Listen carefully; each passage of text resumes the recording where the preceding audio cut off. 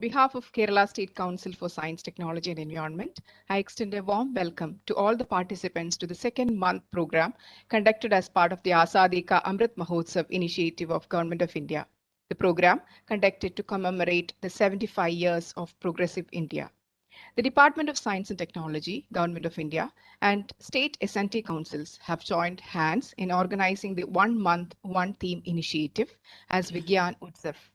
The theme for this month is Human Resource Development. Let's move on to today's program. May I invite Dr. S. Pradeep Kumar, Member Secretary, Kerala State Council for Science, Technology and Environment, to welcome the distinguished guests and participants. Over to you, sir. Thank you, Sarika. Respected Professor K.P. Sudhir, Executive Vice President, Kerala State Council for Science, Technology, and ex officio Principal Secretary of Department of Science and Technology, Government of Kerala. Sri M.C. Dattan sir, Dr. Datta, Dr. Reshmi Sharma, Dr. Ravikant Prajapati, our invited guest, Dr. Saji Gopinath, Vice Chancellor, Kerala University of Digital Sciences, Dr. Suresh Das, Emeritus Professor, ISER, and our former Executive Vice President of Council, Professor M.P. Rajan, ISER, Thiruvananthapuram, Dr. C.P. Sethumadhavan, Transdisciplinary University, Bangalore, directors of different R&D organizations, the member secretaries and other officials from different state councils, Dr. Lekha, Dr. Sharika, award winners, my dear friends and colleagues. A very good morning to one and all. It is surely an auspicious occasion for Kerala State Council for Science and Technology to be a part of the Vigyan Utsav, the Festival of Science, wherein the Department of Science and Technology, Government of India, through state S&D councils, is showcasing the science, technology, and innovation ecosystem at states and union territories and its contributions towards Atmanirbhar Bharat via a year-long program. As you are aware, this month theme of Vigyan Utsav, that is during October 2021, is Human Resource Development for Science and Technology at state level. The program is aimed at highlighting the role of government in human capacity development by depicting the state level initiatives and the opportunities existing through policies and human development centric programs at state and central levels. Today we are here to witness the Kerala episode of Vigyan Utsav under the theme Human Resource Development. As you know, we have an array of programs focusing human resource development. If you look into the schemes and programs of Kerala State Council for Science and Technology, the thrust we had given is for human resource development through its fellowships under different categories, awards, and many other programs. Being one of the first and leading state council in the country, our programs are supported by thousands of young minds to pursue their research career. We will continue to support various categories of researchers through our programs. Few novel programs are also in pipeline. I am not extending too much as you are eagerly waiting to hear the motivational speeches of eminent people sitting on the other side. Let me take the charge of my responsibility of welcoming and gathering. Professor K.P. Sudhir needs no introduction. He is leading the Kerala State Council for Science, Technology and Environment. I welcome you, sir, to this program on behalf of the gathering and also of the scientific fraternity of the country. Dr. Saji Gopinath, he needs no introduction. He is very active participant in all our science and technology programs. I sincerely welcome you, sir, to this program. And he will deliver. He is the apt person, the keynote address in this program. He readily accepted our invitation, and we cordially welcome you, sir, to this festival of. Dr. Suresh Das, sir, is currently with the ISER as Emeritus Professor, and he is our former Executive Vice President, and he was also instrumental in molding schemes and programs during his tenure. I welcome you, sir, sincerely to this program. Professor M.P. Rajan, ISER, Thiruvananthapuram, invitation and he agreed to deliver the speech. I welcome you, sir, to this function. Dr. T.P. Sethumadhavan. He is a career consultant now with the Transdisciplinary University, Bengaluru. And welcome you, sir, to this Kerala episode of Vigyan Utsav. I sincerely welcome Dr. Datta, Head C Division, DST Government of India, Dr. Reshmi Sharma, Scientist, C Division, and Ravikant Prajapati from DST to this Festival of Science. I welcome all the member secretaries of different state council, directors, and scientists of R&D institutions to this function. I sincerely welcome all the registered delegates who showed real interest in the program. I also wish all success to those who are sharing their experiences today, which I am sure it will be a motivation for the youngsters who are participating in this program.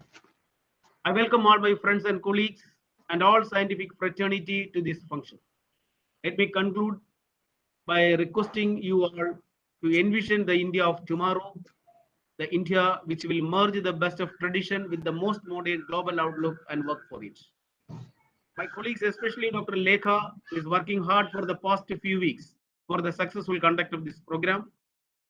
I thank Dr. Sharika and Sri Sunil, who had taken tremendous effort for this program. I thank and congratulate on and all and my colleagues for their efforts. Thank you all once again. Thank you, sir. Professor K.P. Sudhir is the ex officio Principal Secretary to Department of Science and Technology, Government of Kerala, and the Executive Vice President, Kerala State Council for Science, Technology and Environment. I now invite Professor Sudhir for the presidential address. Thank you, Sharika. Am I audible? Yes, sir. Yes, sir. Good morning, everyone. It's indeed a pleasure for me to join the second month program of the Department of Science and Technology, Government of India, which celebrates a year-long program on the 75th anniversary of independence. It's planned to be associated with all the state departments, state councils for science and technology. And every month a theme is planned for hosting it.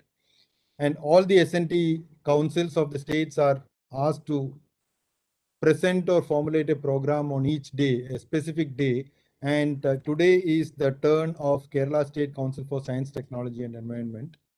And the theme is on human resource development. So I'm glad that the council scientific members have planned a very good program for today, which showcases a series of eminent speakers, including the Honorable Vice Chancellor of Kerala University of Digital Science, Innovation and Technology, the former Executive Vice President of KSCSTE, Dr. Suresh Das, and Professor M.P. Rajan from ISET Trivandrum, Professor T.P. Sethumadhavan from Transdisciplinary University of Health Science and Technology, Bangalore. And also we have identified a few selected individuals who were the recipients of different fellowships and scholarships of the council as well as the DST. And it basically will give a flair of the activities the council has been doing as well as the DST has been doing for the human resource development or the capacity building. The Kerala State Council for Science, Technology and Environment, being established to encourage and promote activities related to science and technology for development of the Kerala state. The institute is the locus of scientific excellence. Scientific excellence is a state where excellence in scientific research coexists with excellence in facilitating science relevance to society for benefits of the greater good, in nurturing scientists, in promoting and managing science, and in providing scientific advice to policymakers. The enhancement, exchange, and networking of the available pool of talents are the most fundamental aspects of performance improvement in research and technology development. For this, we need to do enhanced capacity building, skill development, and talent identification through various dedicated programs and policies. A strong program encouraging incubation in benefits of the research to the society and for stimulating economic development in the state. The institutions associated with the council has an incredible pool of talents essential to deliver scientific discoveries to spur economic development. To enhance the scientific abilities of practitioners cutting across various areas of science and technology, I feel that the world-class exposure to the personnel is a keystone towards improving their confidence. Therefore, we should bring in the world-class collaborations by means of exchanges and mentoring of the scientific community under the purview of the Council. The fundamental positive change towards the betterment of society starts with injecting the idea of scope, importance, and effecting of research and technology development for the young talents at the right age. We have a strong and tandem association of the talent cutting across various fields at an early age and to provide them unique and world-class exposure to foster motivation in science. This can be seen as an investment with high returns for social benefits and long-lasting impacts. The omnipotence of knowledge can never be appreciated unless it is disseminated for the betterment of the society. We wish to bring the idea to build a strong database and network of highly skilled and field-based experts so that anybody who wants an expertise in a research area or a topic of relevance can approach them without any difficulty. The Kerala State Council for Science, Technology and Environment at its headquarters has been doing a lot of activities related to human capacity development, which includes a dissemination of scholarships, research fellowship, research funding, then various incubation program, promoting incubation program like technology development, adaptation, infrastructure development support, etc. We have an annual budget of 131 crores to facilitate research and technological activities under the council. I should mention during the last 5 years, 2016 to 21, we have distributed around 2,200 undergraduate student scholarship, 200 research projects, 650 research fellowships.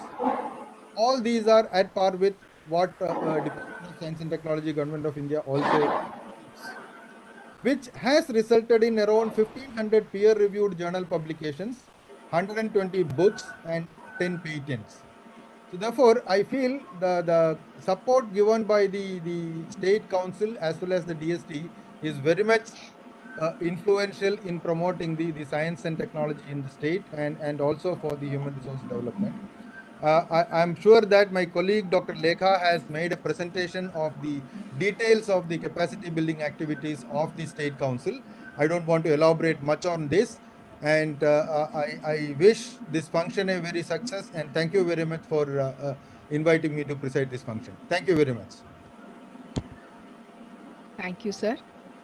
To detail the initiatives of Kerala State Council for Science, Technology and Environment for Human Resource Development in SNT, I invite Dr. K R Lekha, the Senior Principal Scientist of KCSTE. Madam, please.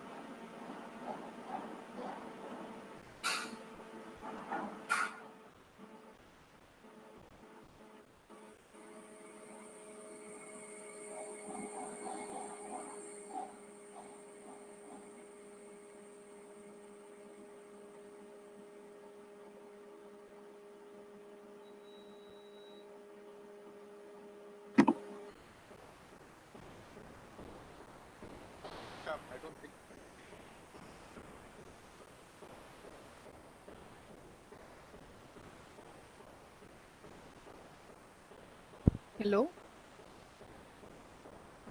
Not audible. Now it is. It's in mute. Okay. Sorry, I was in mute. Respected members and invitees, dear participants, a very good morning to all of you. As already mentioned, the topic of this month is Vigyan Utsav celebration. This month, Vigyan Utsav celebration is human resources development. And my role here is to give you a brief account of the human resource development initiatives carried out by the Kerala State Council for Science, Technology and Environment. Human resource development in science and research is one of the important mandates of KSCSTE. The programs are meticulously designed to cater to all stages of academics and profession, ranging from high school classes with the objective of catching them young, continuing to undergraduate and postgraduate courses, and then to PhD and postdoctoral research, and finally to the young scientists in profession. Further, the knowledge and expertise of superannuated eminent scientists are also utilized for human resource development through mentoring programs. Now, let's have a glance of the various human resource development programs of KCST. The first category is at school and college level. First, coming to the school level programs, we have SPITES 1, schemes for promoting young talents in science. And as I mentioned before, this program is carried out with the objective of catching them young. Children of class 8 to 12 are selected and granted rupees 5,000 to carry out science projects. And next is Shastra Samiksha. It's a summer holiday science camp for students of class 8 to 10. This held in science institutions and laboratories. They include interactive presentations and invited talks. Crystal is another very ambitious program that's offering residential science camps for state level winners of children's science contests. And this is to cater to the students of age group 10 to 17 and continuous mentoring to encourage creativity and task commitment. Now coming to the college level programs, we have another prestigious program, the Pratibha Scholarship. Pratibha Scholarships are awarded to students who pass out higher secondary examination, meritorious join for undergraduate and under UG courses in basic sciences. The students can avail scholarship till they complete their PG course. And we have already sanctioned about 284 PG scholarships and 449 UG scholarships as on date. Now, coming to the college level, as we saw earlier, SPITES 1, here we have in the college level, we have SPITES 2. It's a scheme for promoting young talents in science that provide project support to students in polytechnic colleges and undergraduate courses. Now, there's one more program for providing project grant for human resource development for students through project grant is student project program that's awarded to students of university departments and colleges in Kerala to carry out specific projects. We also have a science enrichment program for Pratibha scholars. It's a Friday residential camp, science camp, held in leading research laboratories in the state. ISET Trivandrum has been annually for the Pratibha scholars. The aim is to motivate them to stay in science and make them aware of the opportunities in science career. And this is a very good platform for the students to interact with eminent scientists and academicians. Now coming to the higher level PhD, there's a research fellowship program for the PhD program. It is a flagship program of KSCST, and there are a very good number of beneficiaries for this program. And there's one for back to lab research fellowship for women having career break during the course of the PhD. That this fellowship will enable them to complete the PhD, though they had to enter into a career break due to family commitments. Next is for biotechnology, we have two very good programs. One is biotechnology postdoc fellowship, and another one is biotechnology re-entry postdoc fellowship. This re-entry fellowship is for Indian nationals who are currently abroad, but they wish to come back to India and work. So this provides opportunity for them to utilize their potential in our country. And PAIR is a very good program. This is a very novel program that provides the research is carried out jointly by in partnership with the academic industry and the research institution. So the industry, there is also a commitment for the industry to see that the person who is trained in this fellowship program will get absorbed in that institution in due course. So that way, this is a very good program. And now coming, this is after the fellowship and student programs, we have the research funding programs for professionals, scientists. And the research funding program start with the human resource development through promotion of research. It starts with a science research scheme started the whole programs of KSCSTE, in fact, started with the science research scheme, provides project grant for professionals in scientists and young researchers in science. We all the research grant that is for the general scientific all science courses for the science research program. And when it comes to the engineering topics, we have the engineering and technology project grant scheme. And for the environment related programs, we have the ecology and environment project grant scheme. In the field of biotechnology, we have the project support for young investigators program in biotechnology. Young researchers are supported to pursue their innovation and research in emerging and frontier areas of research in biotechnology. In biotechnology itself, we have a program that links the researcher with the industry. So the industry will bear part of the funding. So that way, industry-linked biotechnology research program is also offered here. And there are two more minor project programs. See, it's not mine. The first one is a contingent grant offered for the young best paper awardees of Kerala Science Congress, research grant for the best paper awardees in KSC. And the second one is a major program. There is a Kerala State Young Scientist Award, very prestigious program of the Kerala of KSCST, the government of Kerala, that is KSCST. And that as part of that program, we have a very good project support, research project support under this scheme. And now coming to the third category of human resource development, that is through workshops, training, skill development programs, etc. We have a workshop scheme for research methodology, writing practices, language and soft skills for young researchers.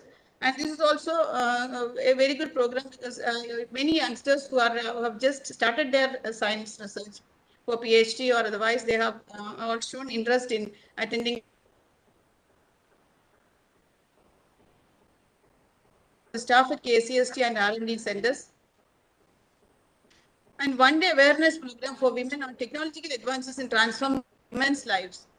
This program gets a large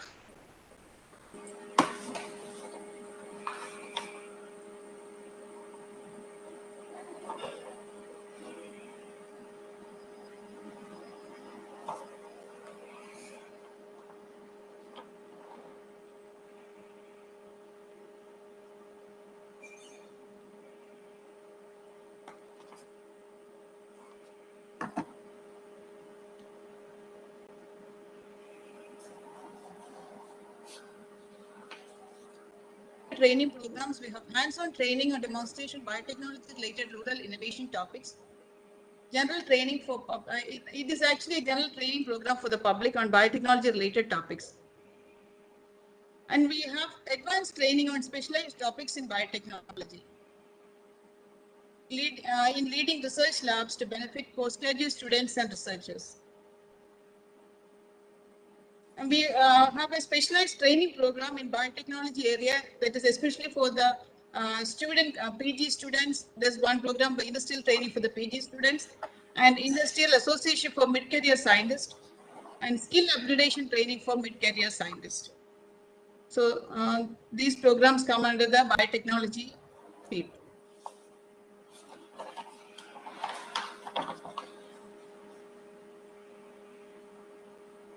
Then we have the award category, Kerala State Young Scientist Awards. That is to honor talented young scientists working in Kerala for the last 3 years in recognition of their outstanding contribution in branch of science and technology. The Honorable Chief Minister of Kerala gives away the award every year during the Kerala Science Congress. It's a very prestigious event. And today we have the young scientist, one of the young scientist awardee presenting their work in this forum. And finally, we have, as I mentioned before, the Emeritus Fellowship Program. This gives an opportunity for superannuated outstanding scientists to pursue research in their respective field of specialization. Before I close, let's have a quick glance at the human resource activities and the different R&D centers. The R&D centers have already been introduced very well during our Lab First program. And now we'll just have a quick glance. The Center for Water Resource Development and Management, which carries out research activities, research and dissemination activities on water-related aspects. Then we have Jawaharlal Nehru Botanic Garden and Research, JNTPGRA. As I mentioned before, the main activity of this research institution, this R&D centers is carrying out research in specified topics of science domain. But in addition to that, they also do dissemination, training and dissemination programs help to for the human resource development aspects. So the JNTPGRI, then comes Kerala Forest Research Institute at Trichy. Kerala School of Mathematics, they have an academic program started recently in 2020-21, and that is a regular program on integrated MSc PhD. So this program has now currently they have 8 students, but they're planning to raise it to 12 students annually. This institution also offers postdoctoral fellowship, and they have research fellows of NPHM, doctor fellowship, CSIR PhD fellowship, Inspire PhD fellowship. So this institution is coming up for research, basic research in the field of theoretical mathematics. So student programs, they have 7. They also conduct trainings, workshops, etc. National Transportation Planning and Research Center at Trivandrum, NATPAC, is really engaged in transportation-related research projects, and they also have a good number of consultancy projects in the specific domain. They give good assistance to the government also. The training, workshops, seminars are all part of their normal program.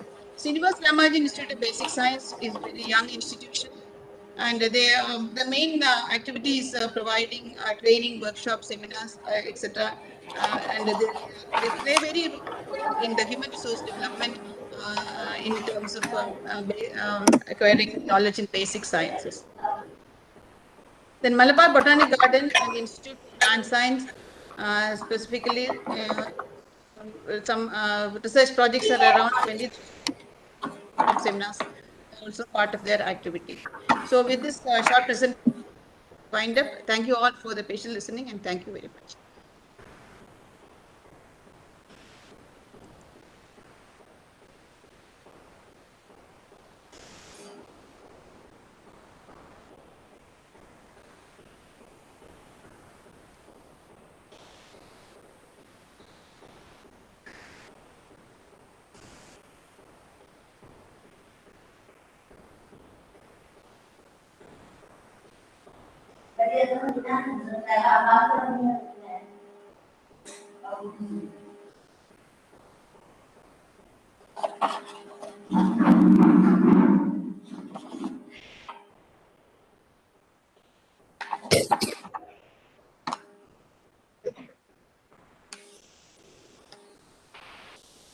Thank you, ma'am.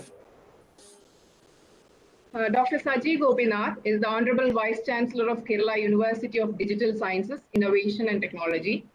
He had previously served as the CEO of Kerala Startup Mission, a mechanical engineer with PhD in management from Indian Institute of Science. Dr. Gopinath started his career with Larsen and Turbo and later served Indian Institute of Management Kozhikode for over 17 years. He is a recipient of several national and international awards for his scholastic and professional achievements. It's my pleasure to invite Saji Gopinath for the keynote address. Over to you, sir. Good morning. Good morning. Good morning, sir. Respected President of the Function, Professor KP Sudhir, Executive Vice President, KSCSTE. Dr. S. Pradeep Kumar, Member Secretary, KSCSTE. MC Datan sir, Dr. K Radhakrishnan, Dr. Suresh Das, Professor MP Ranjan, Dr. TP Sidhumadhavan, other dignitaries, inspired scholars, award winners.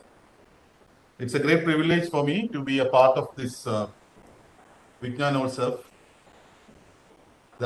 This month theme of HR capacity development. As we know that we believe the next stage of growth is going for the country.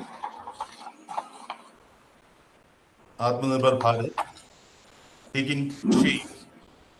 The role of HR is going to be very, very critical.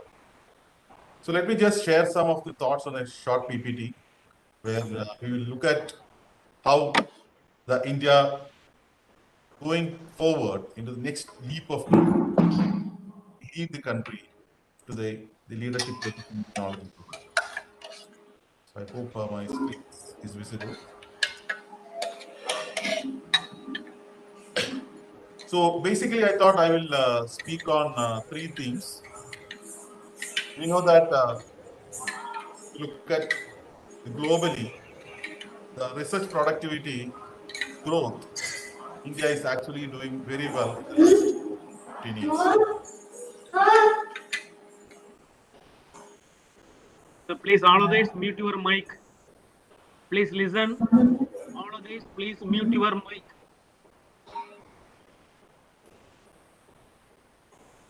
So we know that today in the world, India's research productivity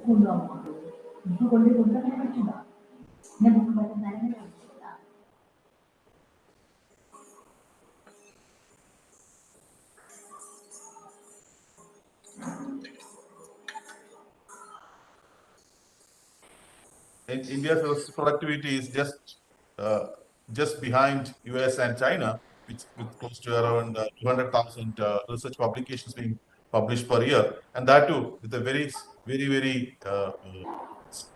steep growth rate of than around 11% per annum, compared to much lower rates in other part of the world. So there is a clear evidence of India emerging as a knowledge power, and I believe that when India is celebrating our 75th year of independence, when we are looking forward, we need to look at how the country is going to lead into the next stages of growth. So that's my first theme, looking at the global as well as national changes and challenges, and see how the next stage of growth is going to happen. But when you look at these opportunities, it's also important that we need to see how we actually create the strategies for excellence. We know that India is having a large human resources. It's important for us to see how we can actually make that contribute to the development. That's primarily where the innovation and human resource capacity development will come into picture. Dr. Lekha has given an extensive detail about the type of work Kerala State Science and Technology, Kerala State Council for Science and Technology and Environment is doing for promoting the knowledge ecosystem in the state.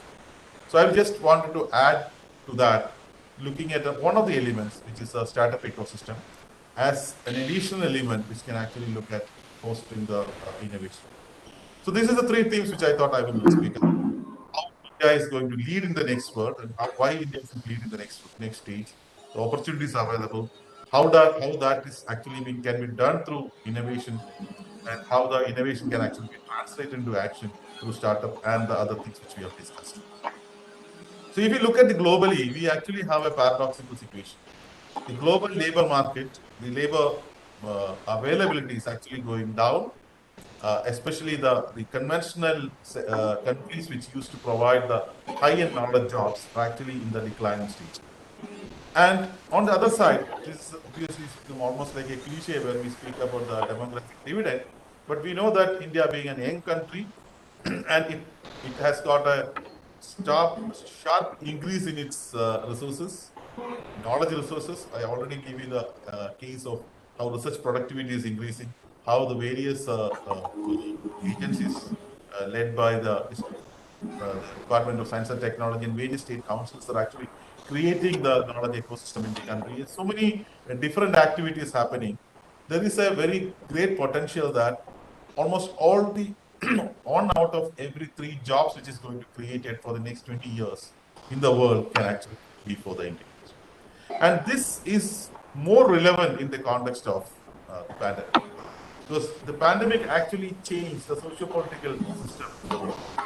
If you go back a few centuries back, we know that most of the production has been limited to very small households, and production they do, they actually ship from one point to another point. So you have localized production centers and a global trade used to happen. The last century made a big difference. The last century, due to the inventions in the science and technology, specifically in the context of IC engines and the quick mobility solutions, including the the aircrafts and jet engines and all, people started moving quickly from one part of the world to another part of the world. This has led to a different world where the globalization becomes the key thing. There is a large-scale manufacturing is going to be the key things. Large-scale research centers. Everything has becoming in a mass sort of a model, and that has actually led to development of few regions in the world. And then, due to the pandemic, as well as due to some of the other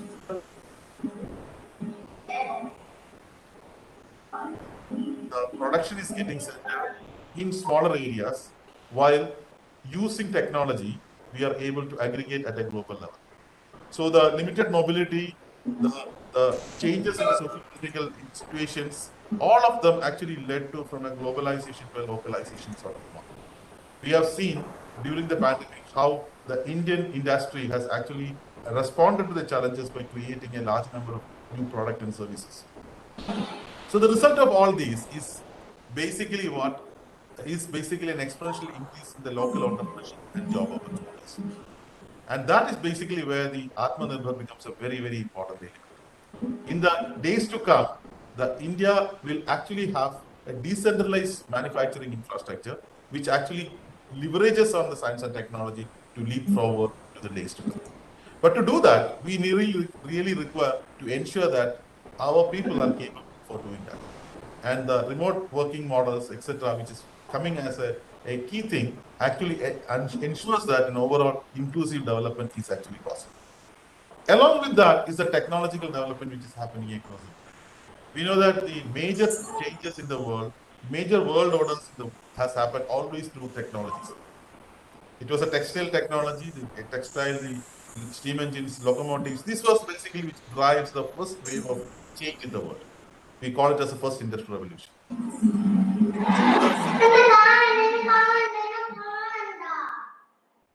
Primarily be driven by the automobiles, the IC engines, oil, and then came the Silicon Revolution, which came into the part of the last century, where the computers and the electronics actually created the change.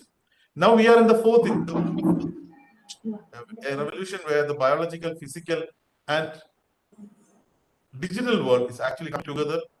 New technologies are coming in a very, very fast way. It's making changes in almost every sphere of life and every walk of life and every functions. And this change, as we see, is even over the period, the time period of introduction of change is very, very short.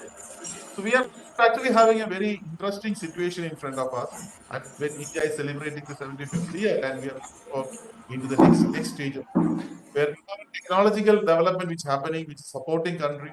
There is a socio-political change which is happening, helping decentralized development of it. So the question is, how do we actually take care of that? And the impact, there is a key transition from an industrial economy to a knowledge economy. An industrial economy where conventional factors of production was the key thing, the land, labor, huge amount of capital, which was primarily the one which was driving the growth, to a world where the exponential technologies, the knowledge is going to drive, and a new workforce 4.0 is actually emerging. There's a large number of new jobs which is getting created. It is estimated that 85 million jobs of today is going to get replaced by around 97 million new jobs. HR development as a very key element for our next stage of growth. Now let's come back to the Indian story.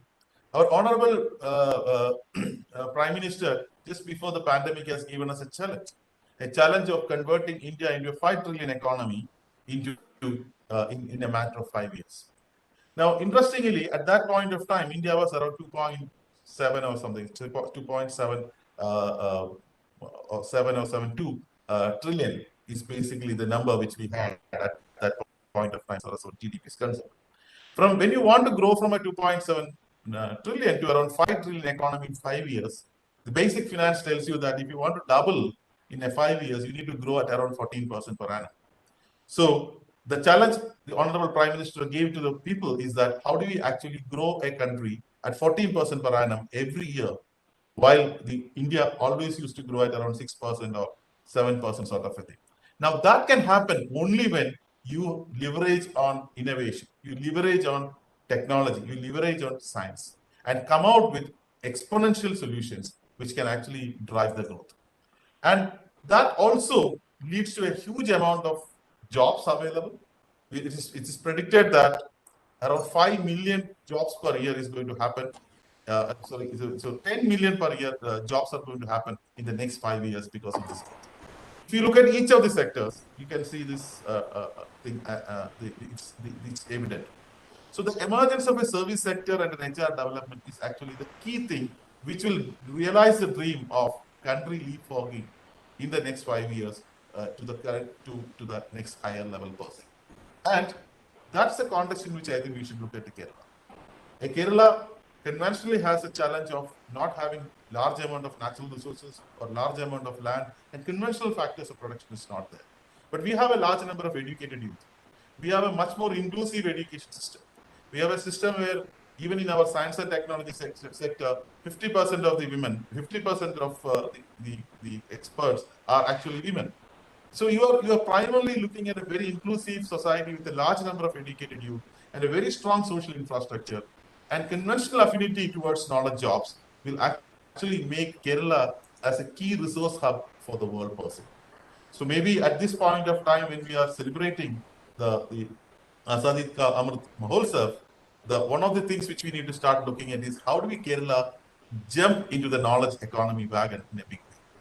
The type of infrastructure, the type of programs which the agencies like KSCSTE and the various other research institutions are providing have to be leveraged to develop an inclusive knowledge society where innovation-led entrepreneurship is going to be the key thing. And that also will lead to a large-scale employment. Some of you may be aware that Kerala government has announced 20 lakh jobs in next 5 years in the knowledge economy space, is primarily leveraging on this strength and looking at the changes which is happening all around us. So the question in front of us is that how do we lead rather than following or ignoring this change happening around us? And that's basically where the HR development becomes a very key thing as well. So how do we lead in this new world? How do we lead in this new world? For that, we need to understand the nuances of the global market. We need to understand the technical and behavioral aspect of it. We know that a large chunk of research is happening in various entities. How do you translate that research into actionable solutions is a key thing. How do you actually ensure that we have people who are able to take and translate this research into something which solves the country's problems, creating new vistas of employment and entrepreneurship opportunities. All those things comes to the new world of education person. And whenever we speak about change, we always speak about the nature of change which is happening. The basic economic theory tells you that as an economy actually grows fast, and it has to grow fast, the nature of entrepreneurship in the economy has to change. The nature of work in the economy has to change. And this has happened across the world. When an economy is at an earlier stage, we basically look at more of a factor-driven economy. Maybe the India's early stage of growth was primarily on that.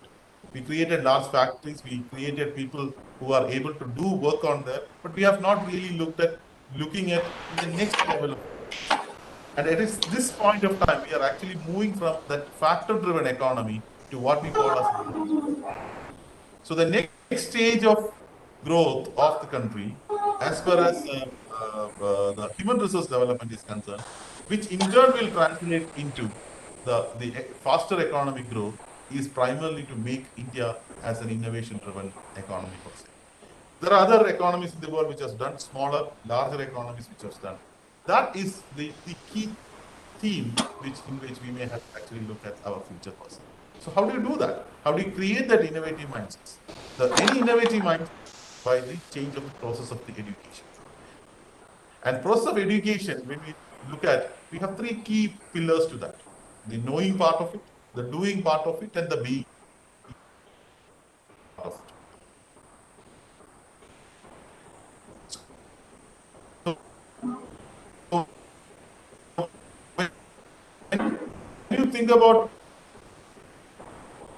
any development of the models of knowing, where the theory, formula, models have been done.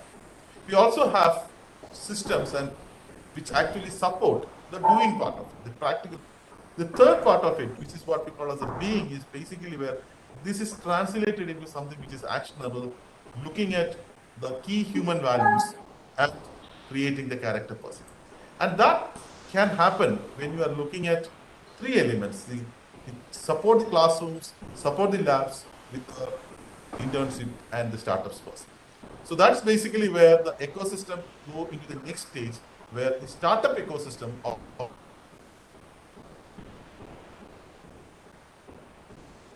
enhances startup ecosystem substantially. Today we have world's third largest startup ecosystem. Even in Kerala, we are able to really develop a technology inclusive startup ecosystem. With almost around 10% of India's startups are now in Kerala. Out of the 55,000 odd startups, around 5,500 startups are in Kerala. So the question is that how do we actually drive this startup ecosystem in conjunction with the larger ecosystem? The larger ecosystem of knowledge is something which we need to discuss. Now, having said that, we also look at what is a startup first. A startup is something which uses technology innovation as its input and leverages that to come out with knowledge products which can lead exponential growth and lasting value. In an employment continuum or in an entrepreneurship continuum, startups are the one which gives highest value addition. Basically, where the startups are getting positioned. So if you have a higher end of knowledge solutions that's actually translated into field, we have several initiatives being done. Let me just take one example of that in Kerala, the Kerala Startup Mission, which is started with the support of Department of Science and Technology, Government of India. In fact, all over the India, the Kerala Startup Mission, at that time it's called Technopark Technology Incubator, way back in 2006 was the first non-academic incubator, with an incubator which is set up within an industrial park has happened. Later in 2010, the DST also India's first public-private partnership incubator also in Kerala called Startup Village.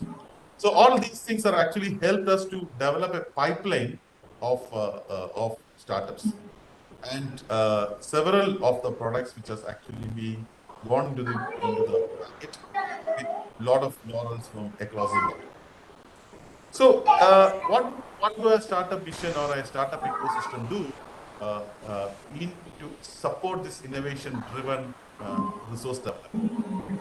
There are 6 elements to any startup ecosystem development. Since we have a very limited amount of time, I'm not going to go into the details of what startup mission does. But briefly, to put it, any time when you translate the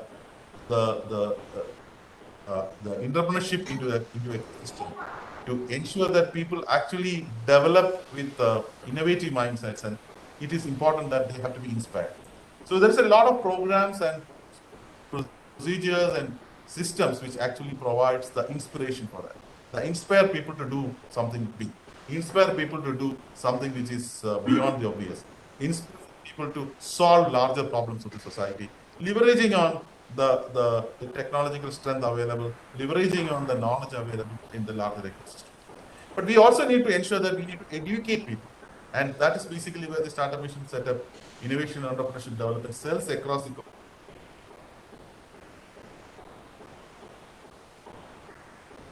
into the action, train them in the newer technological areas, come out with newer models like digital fabrication, augmented reality, big data analytics, the various elements of STEM related projects. So all of them as part of the educate person. But any innovation is always about experimentation. So innovation can fail. So you really require a platform where people can try and fail, where the infrastructure is available, the cost of failure is not very huge. That's basically where innovation zones, idea challenges, feature labs, fab labs, etc. has been developed into the system first. And once you have that, then you need to actually translate into an action. The Kerala government has set up incubators with the support of DST, with the support of open biotechnology, and various other government entities, including the Ministry of Electronics and Information Technology, and some of the very large incubators in the country is actually being set up in Kerala, and where almost all cities are with incubators and various from their product, convert their idea into the translated message. Then you have an accelerators, which helps you to grow the program into the next level as such. The Ministry of Electronics and Information Technology India and the Startup Mission has jointly set up the country's largest electronic incubator, setting up a Center for Excellence in IIoT.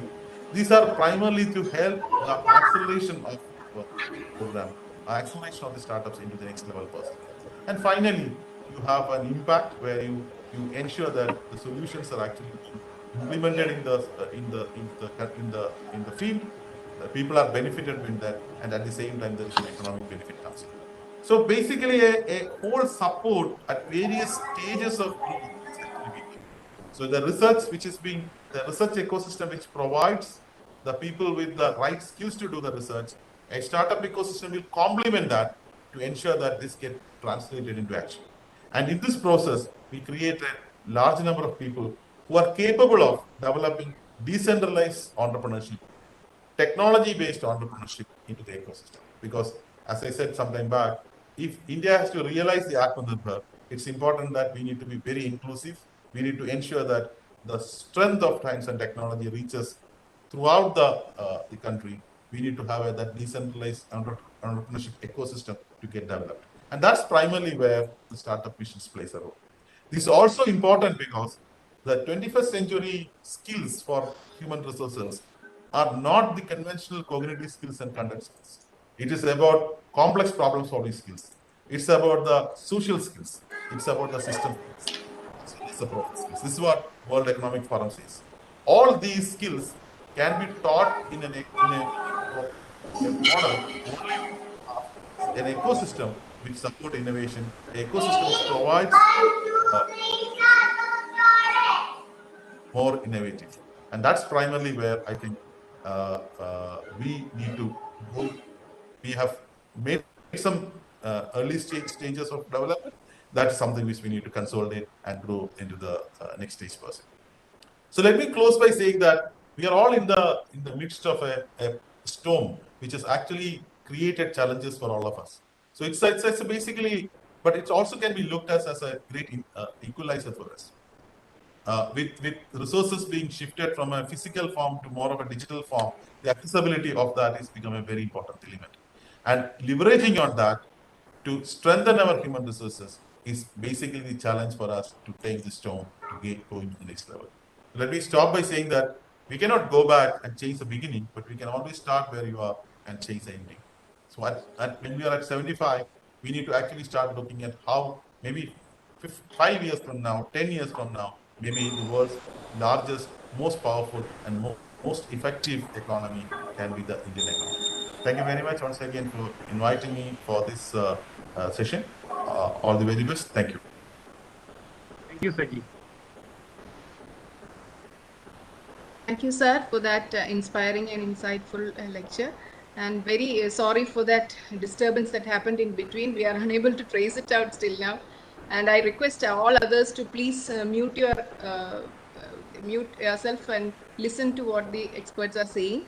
And now we have Dr. Suresh Das, sir, with us.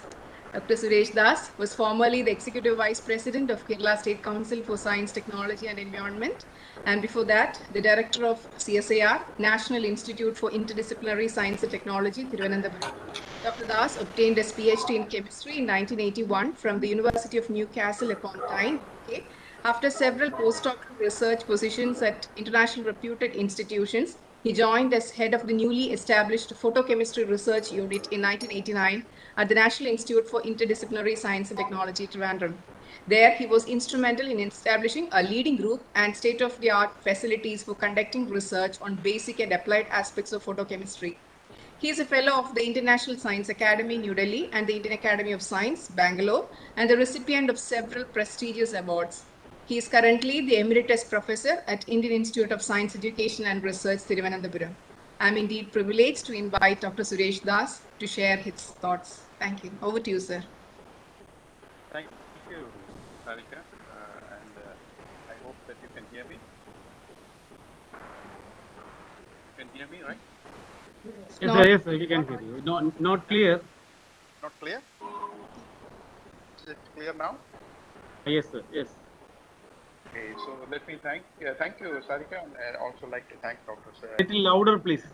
Yeah, I would also like to thank Dr. Lekha Rajendran, and also the KSCST for this invitation. It's always a pleasure to be back with my old colleagues at KSCST. And so what I'll do is I'll just share my presentation. I hope that you can see that.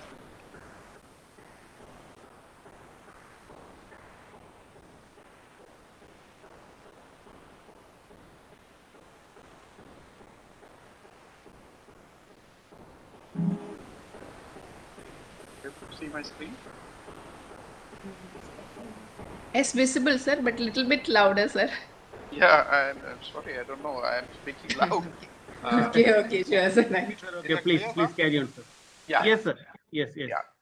Okay, I first of all, let me thank you for all your invitation and happy to be here. And I really enjoyed the talk that Dr. Saji Gopinath gave. Actually, he covered many very important aspects of human capacity development under the, I would like to add on to some of the things that he said. One of the most important things that he had mentioned, as far as I understand, is that if India is to make it to the next level, has to focus on science, technology, and the importance of science and technology and innovation, something that is stressed upon, and I hope that I will follow that up in this. The human capacity development really has two aspects of it. One is the capacity development, that is the responsibility of organization. So at the organizational level, what has to be done? I think Dr. Saji Gopinath covered several aspects of what has to be done at the organizational level. The other is, of course, what can we as individuals, quality, our own quality of being able to contribute to the story.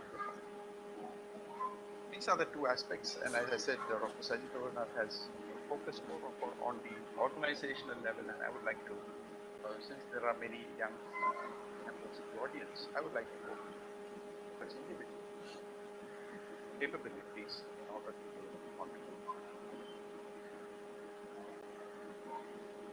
So, and of course, the perspective that I will be talking about is on science and technology. So, Saji Gopinath had mentioned that if you really want to become a leading economy in the world, the importance of science, technology, and science and technology and innovation is stressed upon. And you can look at here, I have tried to show that in a graphic manner. You can see that if you look at this, basically what I've shown here is the map of the world. And you may not recognize it because what the map is showing, the area is shown as proportional to the knowledge content of that. Please hold your mic. It's not clear. Yeah. Yes. Yeah. Can you hear now? Yes. Now it is okay. Okay. So, okay, this is the map of the world, and it is being shown as the area is shown proportional to the knowledge content of that country. So if you look at America, you can look that the area is very large, very fat, okay? And whereas India is practically missing, it's very thin here, okay? And you can see it here. On the other hand, if you look at the global distribution of poverty, of course, this is in 2007, you can see that now countries like Africa, their area have increased. So very clear inverse proportion exists to the capacity for using knowledge in the country and the global distribution of poverty. Okay. So you see that very clearly. And this is true. So if you really have to become a leading nation, you have to be a leader in the area of science and technology.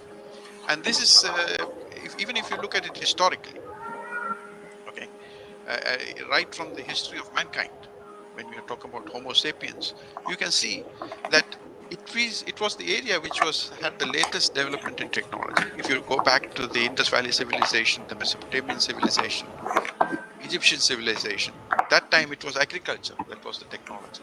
And you can look at that these societies were the leaders in science, in terms of mathematics, in terms of astronomy, writing, development of scripts, development of numbers, and so on. And so naturally they were the leaders, and they were also the economic leaders of that time. And in the middle history, you can see that countries like India, China, Arabia, and Greece were the leaders. And again, you will see that these were also the science and technology leaders of their time. It's only after the 1800 that, that scientific revolution that happened in Europe, that brought about the economic growth and huge development and disparity that we see today. And today, of course, most of the advanced science and technology, and of course the economic powers, are there in Europe and USA. Of course, this is going to change, as was indicated. We can already see that the kind of investments that China is making, and is it going to be the next leading power? And also India. When are we also going to become the leading power in the times to come? And the reason I choose these two countries is there is something which is called about the demographic dividend, I think, which Dr. Saji Gopinath also touched upon. And you can see basically what this graph shows is that the population, as a function of age. And you can see the maximum population in a country like India is in the age group of 10 to 14. And so, which means for the next 20 to 30 years, we will be having what they call the demographic dividend, because these are the people who will be coming into the job market. In China also it is large, although it has been started to taper down because of their population policies. But these are the two. So in the coming few 10, 20, 30 years, the major workforce will be from these two countries. And how this workforce, human capacity actually shape up is going to define the future of the world, in fact. Okay. So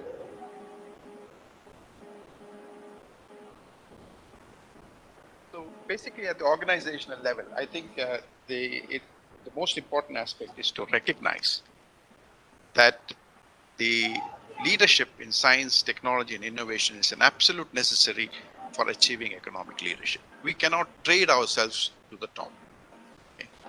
And so, therefore, the organization, by that we mean the central government, the state governments, the institutions that we see, have to focus on some of these very important skills, which was talked about also in the earlier presentation: education, lifelong learning skills, skill development and employability, entrepreneurship, and social justice and inclusiveness. And I would, if you were to look at all four, if I were to give this a priority, I would say that social justice and inclusiveness is going to be one of the most important aspects if we are going to see that human capacity develop actually, and the demographic dividend to pay to actually reap that demographic dividend. It is very important to be focusing on the social justice and inclusiveness. And why do I say that? Let's take a look at the India's wealth pyramid. When you look at this bottom of the pyramid, you can see that about 92.3% of the population falls under this. And so basically, if you look at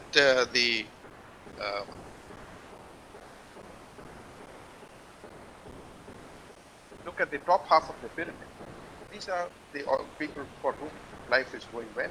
They prefer status quo. Whereas it is this group that would like to see change happen. If not tomorrow, if not today, at least by tomorrow. They are very anxious to see that the country undergoes the kind of change that we all aspire for. That is going to be so. So if really India has to change, and if we have to reap the demographic dividend, then it is necessary that we create systems where these kind of skills, what we are talking about, the quality of education, high quality education, skill development, and entrepreneurship skills are imparted to a larger section of the society if the revolution has to really happen. Otherwise, instead of reaping the demographic dividend, what we will be facing is the demographic drag. So this is something, as I said, all organizations have to mention. So now I'll come to the human capacity at the personal level, and this is mainly addressed to the young members of the audience. And very important, I feel, is that in order to be successful in life, one has to have a blueprint. Just like when we started to construct a building, we don't go and start doing it without actually having a plan. It may change during the course of your building, but at the same time, so as it can, right? So the blueprint can change, but at least to start with, you have to kind of have a trend in life. And how do we do that? It's very important to think about what is it that, as an individual, we are deeply passionate about. What is it that we are capable of, good at, and what, if we can combine that with the fact that we can as our economic engine. If we are lucky to be in this place where all these things overlap, then that is what we do. Because success is not something that happens overnight. You need to put it. It's very difficult to kind of put effort into an area where you are not very passionate about, or where you have lacked the absolute rigor. This is something that one has to analyze. And of course, there are several characteristics that are required, human characteristics that are required.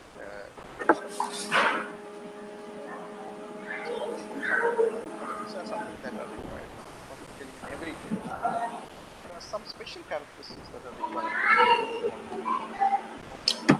Science and technology. Really want to be successful in science and technology. And I just would like to talk a little bit about some of the misconceptions.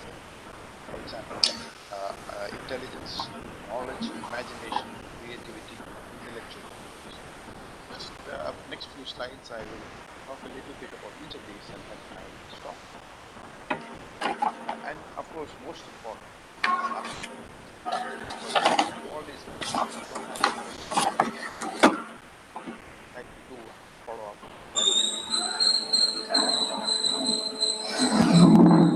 So let's talk about intelligence. I mean, this is one of the greatest myths that scientists are believing. If you really look at most of the scholars, their IQ is of the average range of 120 to 130. And even the concept of IQ is now being questioned. But if you do the test, standard test, their range is in the, their IQ is the range of 120 to 140. What is called a genius, according to the IQ test, is those that do 140. Excuse me, sir. Your sound is again. I will try to.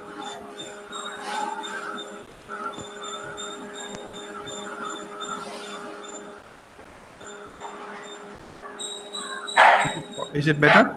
Yes, fine, sir. Okay, I will remove this headphone. So this may. Is it clear enough? Yes, very Now clear. it is clear. Yeah. So I think the headphone was a problem. So okay. So if you look at the IQ of 140 to 180, that is what is considered as a genius. But very few, you will find very few people with that kind of IQ actually going into science. They may end up as tax auditors or tax consultants. That's a very good job, but not the kind that we are talking about if you really want to be doing science. Very famous scientists like E.O. Wilson has an IQ of 123. Charles Darwin has an IQ of 130. These are all very famous scientists. So much more important to be successful in science are the, is the having qualities like diligence, a sense of purpose, the power to concentrate, and persevere against adversity. Yeah, and I will come a little bit more into the details of these aspects. So basically a career in science is like running a marathon. It's not a sprint. It's not just some brilliant thing or discovery that you make. It's a lifelong pursuit, and that is why diligence is important. You have to have a clear sense of purpose, and of course, the power to concentrate and persevere against adversity. Okay. So when it comes to knowledge, of course, as a scientist, if you really want to be good in your area, you have to develop a core expertise. It can be in the chosen area. You have to master the fundamentals, concepts of physics, chemistry, biology, engineering, or medicine, whichever is of your interest. And regardless of which area you master, one important aspect that most recognize today, especially in a data-driven world, is an expertise or a basic level of expertise in mathematics. So knowledge of mathematics can benefit all areas of science and technology. And generally, people have a fear of mathematics, and that is something that has to be overcome, because what we are talking about when we talk about mathematical skills, we are not talking about exceptional mathematics skills. That is required if you're, that kind of fluency is only required if you're going into specific areas like particle physics, astrophysics, theoretical sciences, or we're doing research in advanced mathematics. But the basic level or language of science and mathematics becomes very useful even when you are a biologist, or whether you're a chemist or any other field. Even if you want to go into technology, this becomes very important. And I think that, as I said, expertise in your core area and a basic level knowledge of mathematics becomes very important to be a good scientist. And how do we acquire this? Of course, today there are many institutions in India, the IITs, IISers, the government has taken many initiatives. We have got several central universities, but not every, but if really, as we mentioned about the equity, if you really want this to go much further, we have to think about better ways of imparting this kind of knowledge within the society. Today, so much of data is available on the internet. And it is, if you look at one of even the smartphones that we have today, the computer that we have in our hand is much more powerful than the computer that was used to send Apollo to the moon. So that is the power we have in our hand. So how do we use that to ensure that this knowledge that is required, because basic knowledge of in any specific area has to be acquired, and if we are going to talk about the kind of population that a country like India has, we cannot depend solely on these elite institutions. And so therefore we have to think about ways of using the internet and spreading that and making it available to larger sections if we are really going to reap what, as I mentioned earlier, reap the demographic dividend that we will that I had shown in the earlier graph. So another important aspect, of course, knowledge is important, but just mastering knowledge alone does not make you a scientist, because knowledge, after all, is what already exists, what is already known. This is important. This is a big important stepping stone to be getting into the field of science and technology, but still, this is only that which is known. Really, if you want to go from knowledge, having that knowledge, to creating new knowledge or innovation, that requires a different skill. Because here we are talking about imagination and creativity. Okay, and Einstein had said imagination is more important than knowledge, because knowledge, of course, is, as I said, is whatever is already there in the box. If you really want to extend the size of the box, if you want to think about the future, and that can only be done through imagination and creative thinking. And this is a skill, as Professor Saji Gopinathan mentioned. This is not something that you have inborn, not an inborn skill. It is something that can be developed. It can something that can be taught. Okay, and here I would just like to say that it is one of the power to daydream. In fact, all great science has its roots in fantasy. Einstein used to talk about the importance of leading fiction and fantasy. And so this kind of ability to think about that which does not exist today is what helps you to become a creative scientist. And there are so many examples in history when you talk about Newton, Archimedes, Kekule, Einstein, all of these people used to kind of imagine things in their brain that was preposterous at that time, and then see if some of that can become a reality. And this is something that each of you as individuals can do. You can fantasize yourself 10 years from now. Where would you be? What great discovery would you potentially be making? What field of science would give you the maximum enjoyment? So this kind of free thinking is very important if you really want to get into the field of science and technology. And so I just two quotes here by Robert Goddard. It is difficult to say what is impossible, for the dream of yesterday is the hope of today and the reality of tomorrow. And our own APJ Abdul Kalam has several quotes on dreams. I've just given one here where he talks about dreams. He says, dreams transform into thoughts and thoughts result in action. And so you will see as I said in our previous slide, the roots of some of the greatest discovery lie in the fact that one has to develop that ability to imagine and look into the future. And how do we do that? How do we learn to do that? One of the most, again, this is a quote from Einstein, something that he said, is that try to develop an intellectual curiosity of the world around us. How does nature function? How does the world function? Okay, and very often the layman, just for example, if I take a leaf, the layman just sees the leaf, but a scientist sees so much of beauty beyond the leaf, so much of function beyond the leaf. So this aspect is there in practically any aspect of science that you do. Okay, any area that you do, you will see that there is a mystery. And I have just quoted this. I will read it out. The most beautiful and deepest experience a man can have is the sense of the mysterious. The sense that behind anything that can be experienced, there is something that the mind cannot grasp, and whose beauty and simplicity are but a feeble reflection. And so he goes.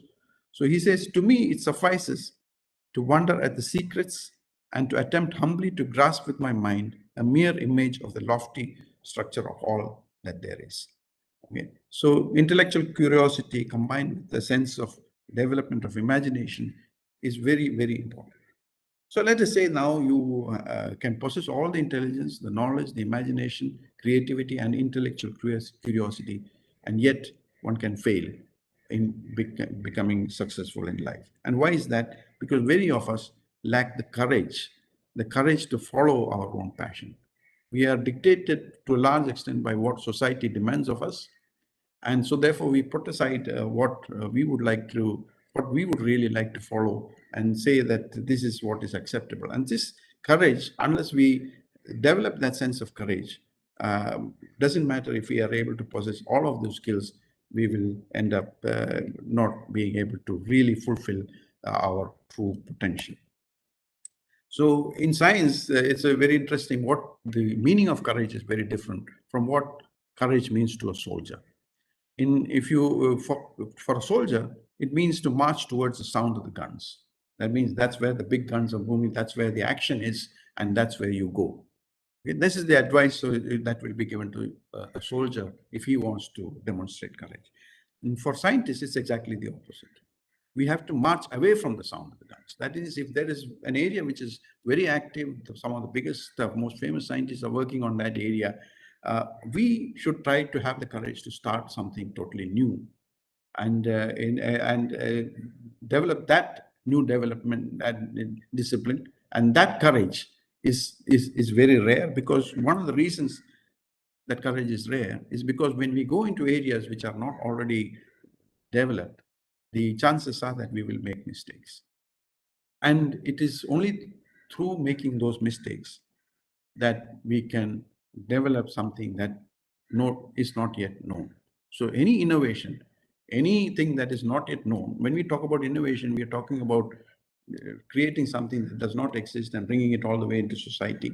And that requires a lot of courage, and there are many, many chances of making mistakes on the way. So to have the courage to make mistakes and to go on is very, very important. And that's where I give the quotation of Niels Bohr. who said, an expert is a man who has made all the mistakes which he can be made in his field. Okay, so once you've made, of course, you don't make the same mistakes, and that you learn from that. And there are many quotes like that.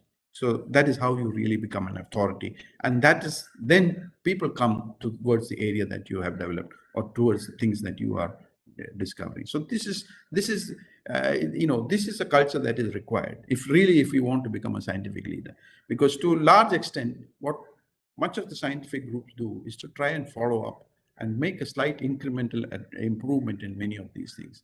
So, and it is not an impossibility if you really think your way through these procedures. So I think with this, I will stop my talk. I hope that I've been able to communicate some of the requirements if you really want to follow a career in science and technology. And once again, I thank KSCSTE for the invitation, and I hope that you would. Okay, I will stop here. Thank you. Thank you, sir. Thank you. Thank you so much, sir. As always, it was great listening to you. Thank you, sir. Thank you. And now we have Dr. M.P. Rajan as the professor at the School of Mathematics, Indian Institute of Science Education and Research, Thiruvananthapuram. He served as professor in charge and dean of Indian Institute of Information Technology, Kottayam, and associate professor at Indian Institute of Technology, Guwahati. His research focused on financial engineering, mathematical finance, statistical and econometric modeling, data science research, etc., and has received several awards. It's my pleasure to invite Dr. M.P. Rajan for the invited talk. Over to you, sir.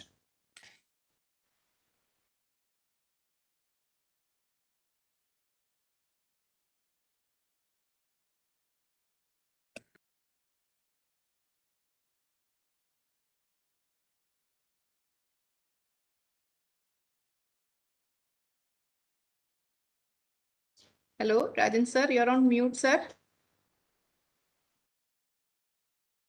Able to? Are you able to Yes, hear sir. me now? Yes. Now it is audible, sir. Yes. Good morning to all of you. First of all, I would like to thank Professor Pradeep, Professor Sudhir, Professor Dr. Pradeep, Dr. Lekha, and the KSCSTE team for inviting me to this event, and also appreciate them,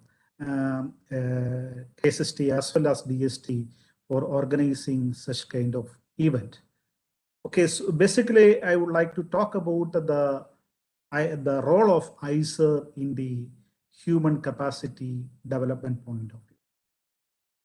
You know that if you want to build a good house, we need to have a good foundations. Without having a strong foundations, the house will be a weak structure. So science is the foundation of technology. So without science, the technology cannot prosper. In fact, the development in the science and technology is the barometer, one of the barometer for the development of any country. So keeping this vision, the government of India has initiated establishing the ISERs in the country. But not only that, if you are looking at the Indian share in the world research point of view, you can see from this graph that the maximum which we have achieved, it is around 6% in the contribution, or 7% in terms of physics and materials for the contribution of research in the globally. And if you look at the mathematics point of view, you can see that hardly 2% contribution in the world. The number of research output coming out of the Indian academic systems is very, very less compared to the global research. Certain cases even 0.5 contributions, and certain cases it is 2% contributions. So what is the motivation for establishing this ISERs? ISERs, of course, it is an autonomous institutions of national importance under the Ministry of Education. And it is specifically dedicated for scientific research and science education of international standards. And the important feature of the ISER is like integrating the state-of-art research with the academics. And in fact, all ISERs offers the basic science programs in the country. Now, if you look at the specific key features of ISERs, you know that the faculties are the backbone of any academic institutions. So one of the key features of ISER is that the highly competent and motivated faculty in various disciplines with a passion for scientific research. And second important feature is that the state-of-art teaching and research facilities. So I worked in both IITs and ISER. Then I found that the research infrastructure in ISERs are far superior than the IITs. IITs is specifically focused on technology, but of course still they promote science. But in ISERs, compared to any other academic institutions in the country, have a good infrastructure for the research.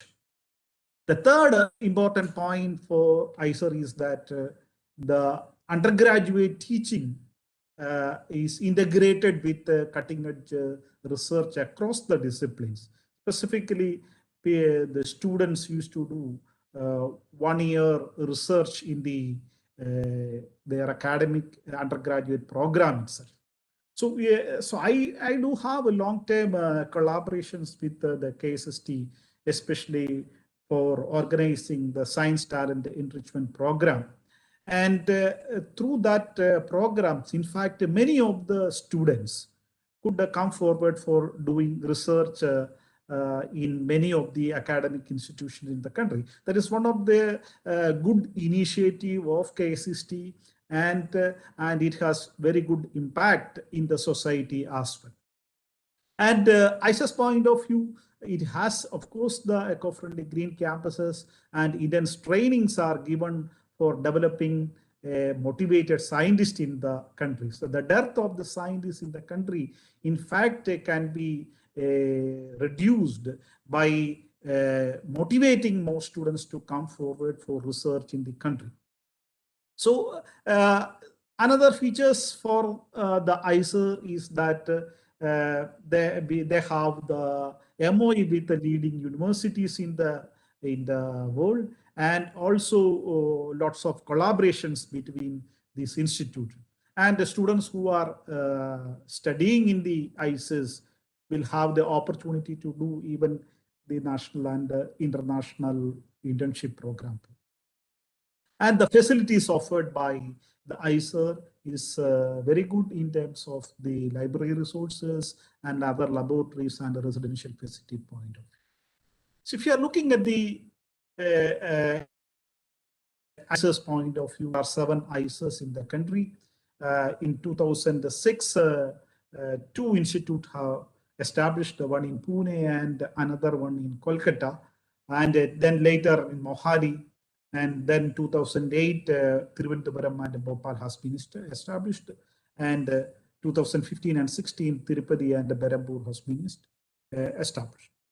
Now, what is the capacity development of ISER in the country?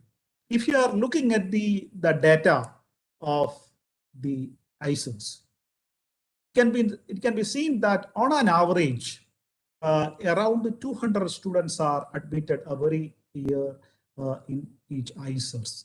That means around 1,500 students are admitted for the undergraduate program, and around 100 PhD students, especially for older ISERs, are admitted in each ISER for PhD and IPhD program. That means around 500 students are admitted for PhD programs in this institute. But one of the interesting facts about this capacity development point is that if you look at the BSMS program point of view, around 50% of the students are Keralites. That means If we look at 1,500 students are admitted in the ISES across the country, around 700 students are from Kerala. So if you are looking at the future point of view, especially from Kerala point of view, these students may be interested to come back in future to Kerala. So the opportunities the government has to think about how we can make use of these students for our development, especially Kerala point of view, because these people usually the people coming out of these institutes go for the PhD programs, and if they come back to the states, what will be the situation has to be analyzed later. Now, what are the courses offered at ISES? Almost all ISES offer similar kind of programs, especially the biological science, chemical sciences, mathematical sciences, and physical sciences. And recently, many of the ISES have started the data science program. So it is one of the emerging field. Nowadays, Suresh sir was telling that the people are not ready to come forward for doing the research in the mathematics side, right? So, but if you add the computing into mathematics, then mathematics and that particular computing area is actually leading to the data science point of view. And if you look at the job opportunity point of view, around 11 million opportunities are going to create by 2020-25 globally, and especially in India itself, around 1 lakh job opportunities there. And at present, around 2.67 billion industry is especially working on the data science in India, and it is going to grow to 6 billion by 2025. So if you want to change the scenario, especially in the scientific area, so it is basically the interdisciplinary area. That is what the ISER is promoting. If you are looking at the ISER's curriculum point of view, that is distinct from many of the academic institutions in the country. So the undergraduate curriculum itself, it is mostly interdisciplinary in nature. Earlier, our 20 years back, when we were studying the science disciplines, biologies and mathematics were segregated. But nowadays, that is not the scenario. So biology students used to study mathematics, and mathematics students used to study biology. So it is a interdisciplinary research forever is imbibed into the students' community, so that they can be a better scientist for tomorrow. And especially if you are looking at the curriculum, the admission point of view, BSMS point of view, there are 3 different channels are there: Kishore Vigyan program, JEE advanced channel, and a state central board SCB channels. And of course, all these students are given, or at least many of the students are given the scholarship for pursuing a research career. And KBPBA used to give the scholarship, and the Inspire from DST. Many of the top 1% students are given the fellowship for this kind of students. Looking at the opportunities for point of these students, most of these students go abroad for the research. That's what I was telling earlier, that once if they intend to come back to our country, then we need to think about the opportunities which we are creating today for them. And some of the students go for the management program, some students go for teaching jobs, and some students go to industry and other government jobs. And PhD program point of view, integrated PhD points are there. Those students, especially the people who are doing the Pratibha scholars, especially Pratibha scholars attending some of the programs, used to come for this integrated PhD programs. Basically, the bachelor's degree is enough to pursue an integrated PhD in ISES. In almost all ISES have the similar features, and the other additional criteria could be the qualifying in the JAM point of view, which is conducted by the IIT, or some of the ISES in fact conduct the specific test for integrated PhD admission point of view. PhD point of view, as everyone knows, that a master's degree is the minimum eligibility criteria, but there are good BE, BTech students are also encouraged to apply for the PhD programs, and in addition to that, they may clear CSE or UGC or GATE or Inspire PhD, they will be awarded scholarship. One of the specific features of ICES are that they are the PMR of granting institutions, Prime Minister's Research Fellowship. All ICES have this feature. So basically, the students who has completing this PG programs, they are eligible for applying this PMRF scheme. So PMRF scheme is basically two types. One is called a direct entry channel. Another one is the lateral entry channel. This is the highest fellowship, around 70 to 75,000 per month is offered to the students. The direct channel people will, when they are applying for a PhD, they have to undergo a specific interview so that they can get selected. And these people will be recommended at the national level. And from there, that pool, these people will be offered PMRF fellowships. Another category is the lateral entry channel.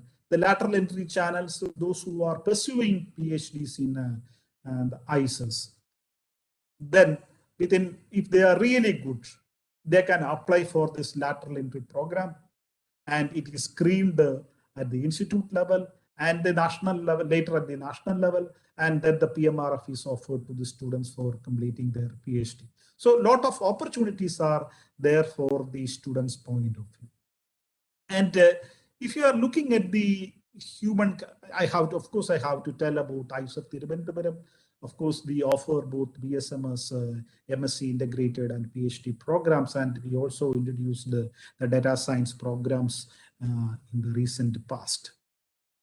But one of the opportunities point of view, one of the recent study, especially conducted in India, shows that as a top institute in the country like IITs, IISc and ICES, around 6,000 fellowship are given to the students for pursuing the PhD.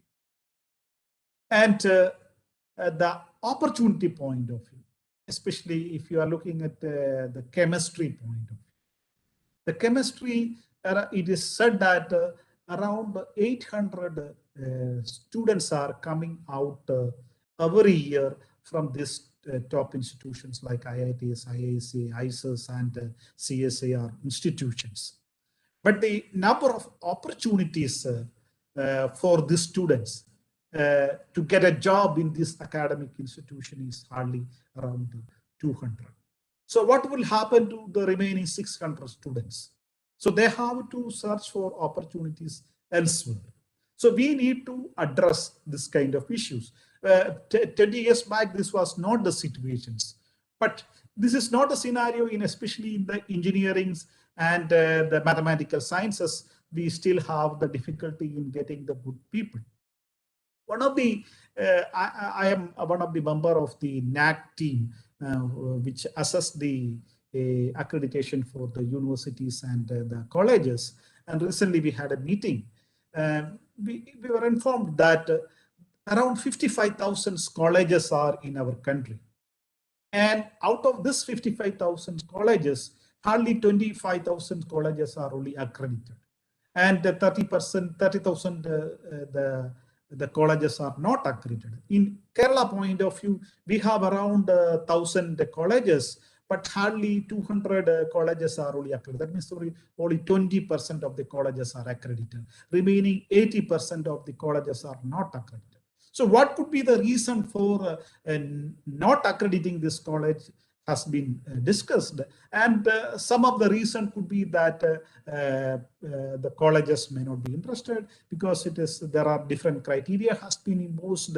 It could be the infrastructure. Another could be the dearth of good faculty members. So colleges may not have a good quality faculty members, especially having the PhD holders. So this means that, so although there are lots of people coming out of our academic institutions with a PhD point of view, but they may not have opportunities in the higher education top higher education system, but they will have lots of opportunities in the colleges, and they don't need to worry about having a future about pursuing this research in various disciplines. So I'm sure that the pursuing a career in research, a career in the scientific area is not at all a bad idea, and India will continue to grow, and the quality of educations will be improved.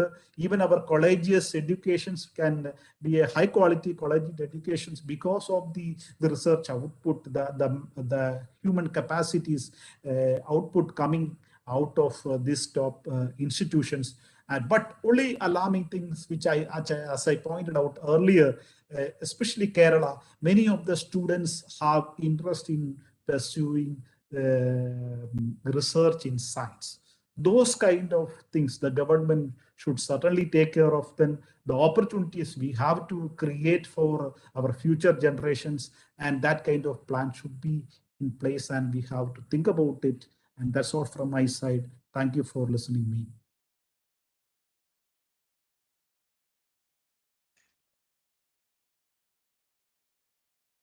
Thank you, sir, for that insightful lecture. And now I invite Dr. T.P. Sethu Madhavan.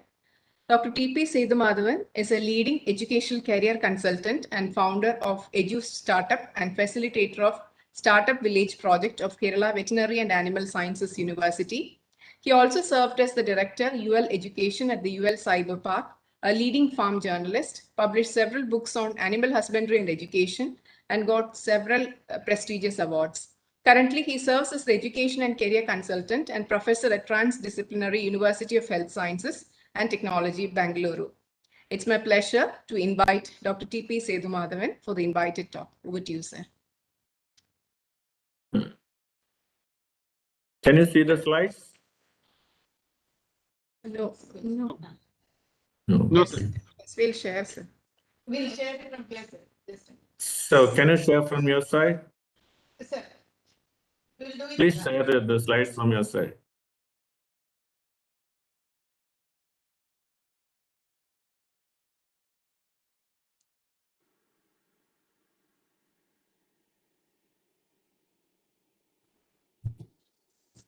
Most respected scientists from KSCSTE, and I'm extremely grateful to Lekha ma'am for this invitation.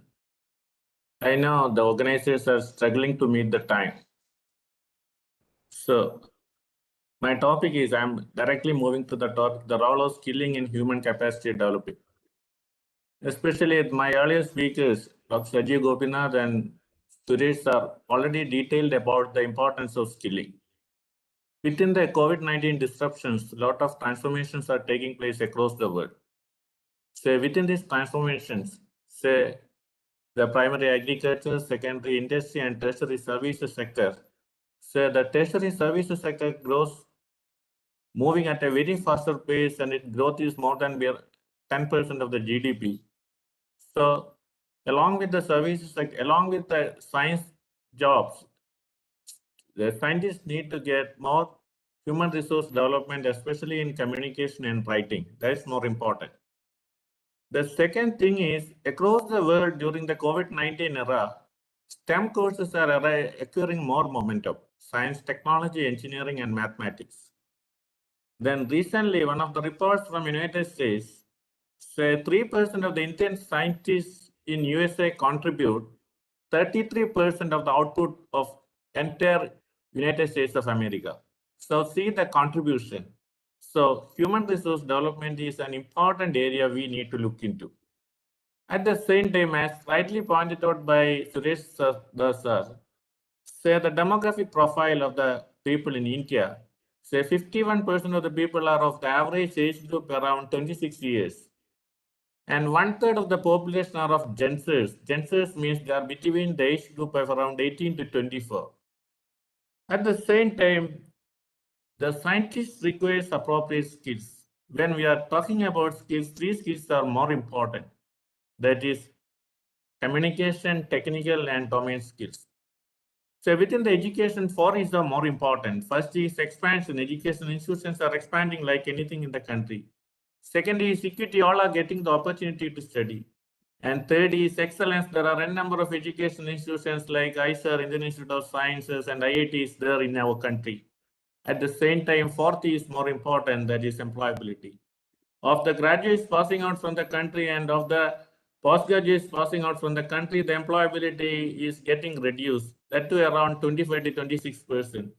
As rightly pointed out by the Professor Rajan from ISER, so it's a fact that 600 people, 600 numbers of the ISER graduates, they are looking for jobs elsewhere, and most of them are looking for research opportunities or faculty positions abroad. So this is the situation. So in this way, we need to look for some of the major challenges in higher education, how employability can be increased. And within the education, for especially knowledge is important, attitude is important, and also skill is more important. The knowledge we can see within their transcripts. At the same time, attitude-based skilling can only improve the enhance the employability of the students. There lies a huge skill gap between available and required skills. And how the universities and research institutions are responding to the need of the new skills. When simple examples like speaking, communication skill, and writing skills, the universities and research institutions and the colleges need to impart more skills among the researchers in writing appropriate papers within the journals having good impact factor. And also communication skills are also more important. I'm sure say the Kerala State Science and Technology is giving more emphasis to human resource development from the school days itself. And also through different programs like different science congresses, they are giving more opportunities for researchers to exhibit their talents. At the same time, how embedded skill development program can augment the employability. So within the program, whether we need to have an add-on program in skill development along with the curriculum, especially those with the students with science, technology, engineering, and mathematics. Say 90% of the companies are investing for skill development. And at the same time, we need to look for, say, the digital transformation is moving. Say post-COVID digital transformation is moving at a very faster pace, and which is the best practice for expanding and diversifying curricula for lifelong learning. That's more important. Not only communication skills, soft skills.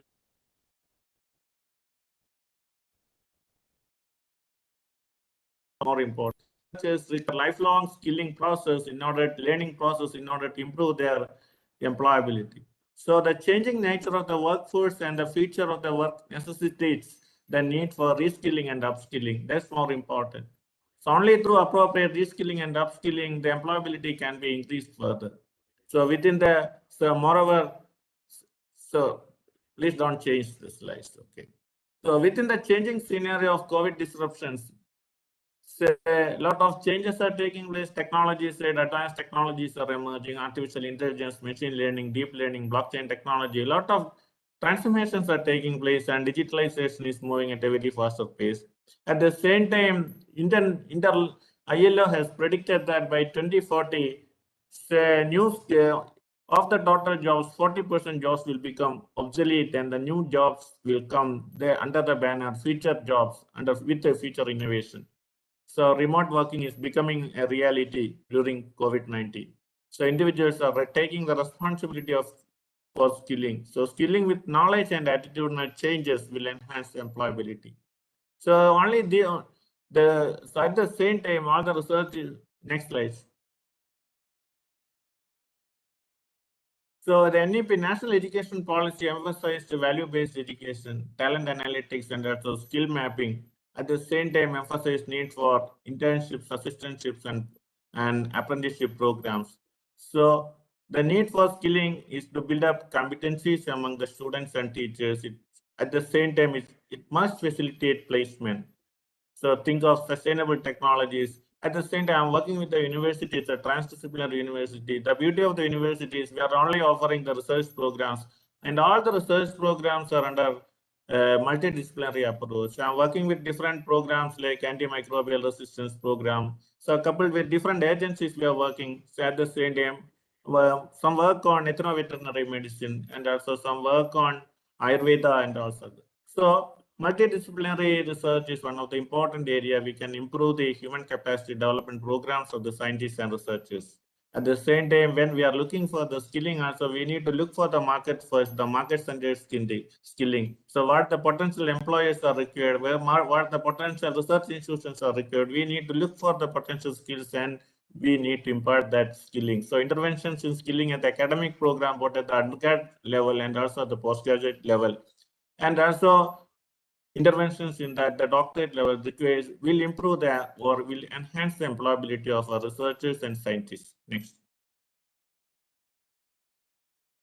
So how the human capacity development can be made, delivering value-based education and skilling, which fosters employability enhancement and life skill development, providing competencies on decision-making and critical thinking, creativity and innovation, undertaking research and innovation that creates social impact, as also more important. Then fostering global engagement that facilitates overseas education and training programs, nurturing human resources that values ingenuity and diversity. As I told earlier, upskilling and reskilling are more important. At the same time, social responsibility through sustainable development and promoting entrepreneurship. So it forms an ecosystem that is conducive to the flourishing of the knowledge and human development. I'm not taking much time. Thank you for your patience. Thank you.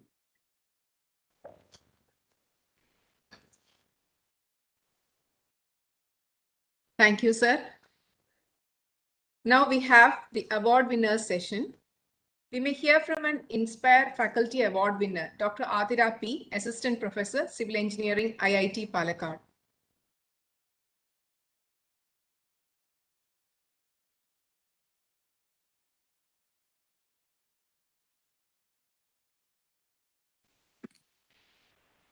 Good morning, I am Adira.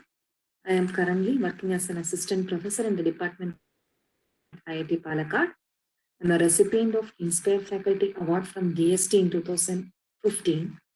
I started my career as an Inspire faculty in the Department of Civil Engineering at NIT Calicut. This award includes two components. There is a fellowship amount, which is equivalent to the starting salary of an assistant professor in an IIT, then 35 lakhs rupees for research. In addition to research, this program are interested in academics. I got this permanent position in IIT Palakkad in 2017. Then I changed my project host institute and shifted to Palakkad. So this is one advantage of this program. There is huge flexibility in project implementation. This is one of the golden opportunity for the researchers, those who are trying to establish their career. So this program supported me in establishing my research in an area which is completely different from my PhD research.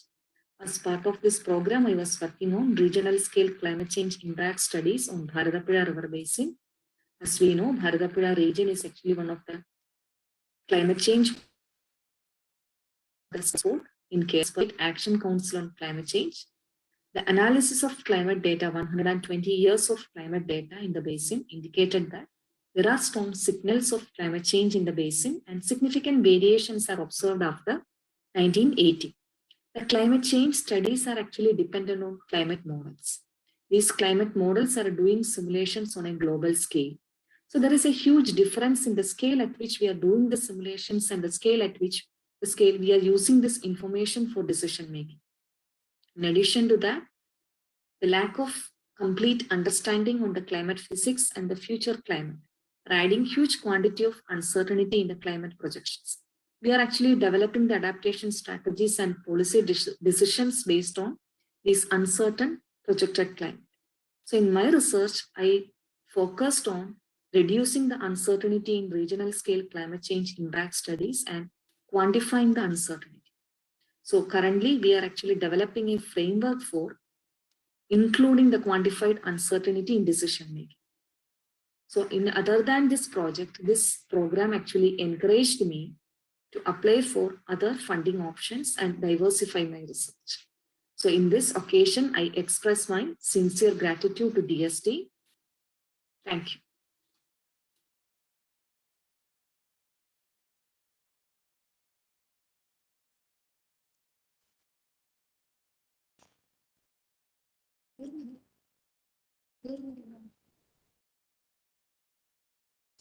Dr. Ambali AA, Assistant Professor of Department of Mathematics QSAT, is the Kerala State Young Scientist Award winner. We can now hear from Dr. Ambali about her journey to this achievement. Hey everyone, I am Ambali. I am a mathematician. I have received the prestigious Kerala State Young Scientist Award 2020. I do the broad area algebra. In particular, my research area is algebraic K theory. This area is applied to physics, signal processing, and other areas of mathematics. I study the mathematical structures called orthogonal groups and its subgroups known as DSCR elementary orthogonal group. As part of my research, I have studied the quadratic version of the famous Basculan conjecture and the normality of the DSCR elementary groups. There are objects called classical groups and its various generalizations. I have studied these generalizations. Study these groups. My research has relevance in internationally and nationally. Throughout my career, I have got opportunity to work with expert mathematicians in India as well as abroad. I did my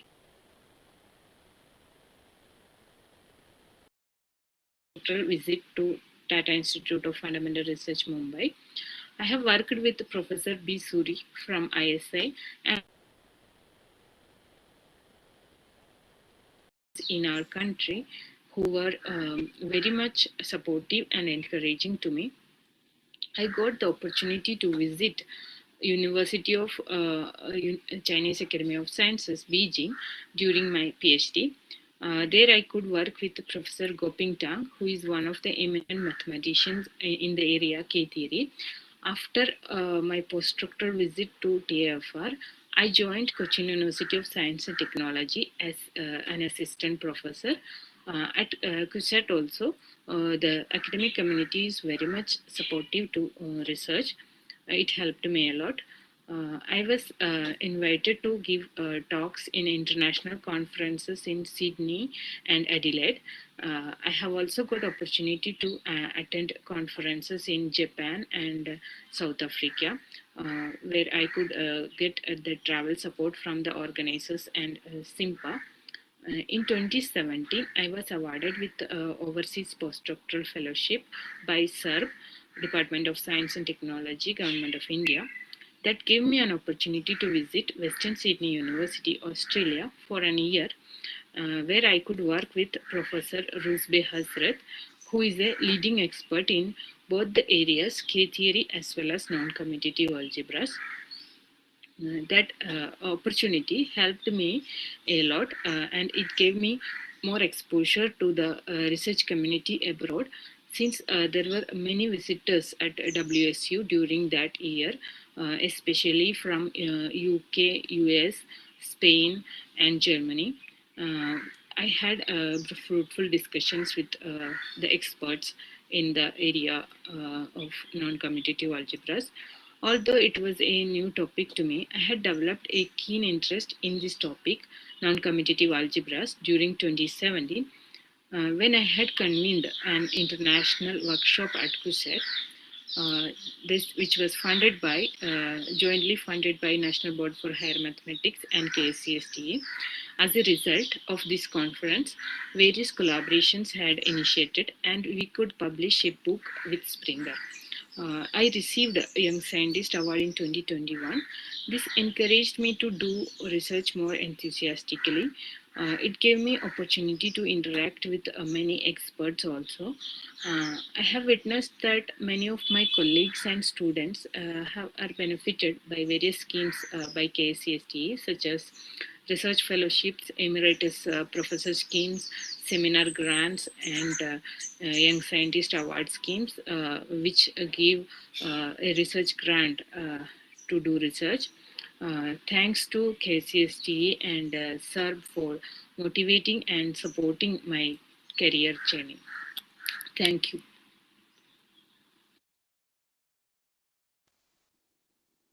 That was Ambali.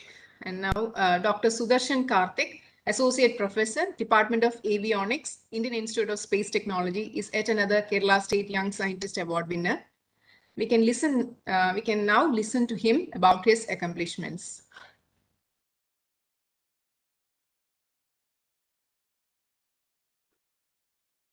A very good morning to everybody. I am Dr. Sudarshan Karthik, and I am the 2020 Kerala Young Scientist Awardee. I did my BTech in National Institute of Technology, Rourkela, in electrical engineering, and my MTech was in electronic design and technology from Indian Institute of Science, Bangalore, and my PhD was in power electronics, again from Indian Institute of Science, Bangalore. After my PhD in 2015, I went to Canada to do my postdoc, and my postdoctoral work was on power electronic emulators for renewable energy applications and electric vehicles. So from 2017, I have been with Indian Institute of Space Science and Technology, Trivandrum, and currently I am appointed as Associate Professor in the Department of Avionics. My field of interest is power electronics, electric drives, electric vehicle technology. So I would like to focus on one very novel concept that I have been working on for the past couple of years, which is called as integrated battery chargers for electric vehicles. So one of the challenges that our Indian consumer faces when choosing an electric vehicle is what we call as range anxiety. That is, if we start using the vehicle, whether the battery would suffice till we get home or it would get over. So there is a very good reason for this range anxiety because we don't have a very good charging network as of now.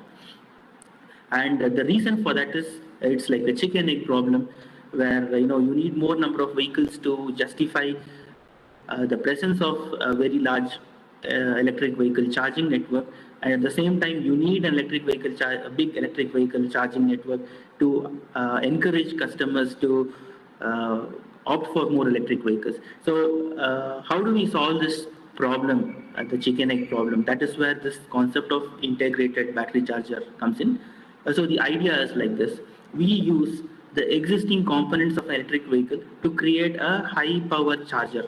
So what it means is we will be able to charge our electric vehicles on road with any available power supply with whatever components are existing within the battery charger, within the electric vehicle itself.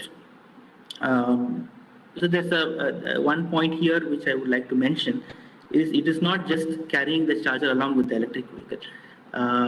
Currently in the market there are such solutions available, but the issue is the moment we try to carry the charger, it adds to the weight of the vehicle, and because of that we are able to have access only to low power chargers. But what we are trying to do is have a high power charging capacity with the available components. So what we are targeting here is ability to charge the car wherever we want, and what we need is only a power source. So the impact that it would have on the larger system is that it would reduce the cost of a charging. We need so many components in the charging station because we are using the components that is present in the electric vehicle itself to do most of the work. So the range anxiety that the customer faces is also getting reduced because he has the capability to charge the vehicle with high power capability anywhere on the road. Say for example, currently if the battery runs out and you don't have access to a charger, it would take more than 6 to 8 hours to charge the battery. But with this system, it can be charged within 1.5 hours or so. Again, I would like to thank KSCSTE for giving me this opportunity to share my research work with esteemed participants of this seminar. Thank you again.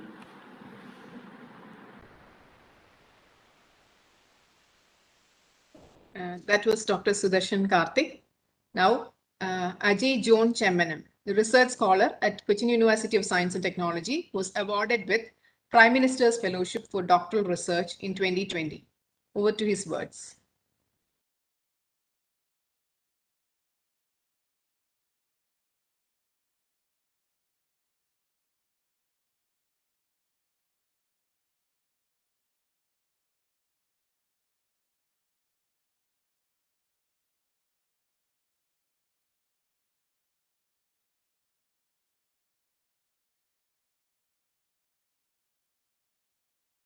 Hello, Sharika. Yes, sir. Sunil?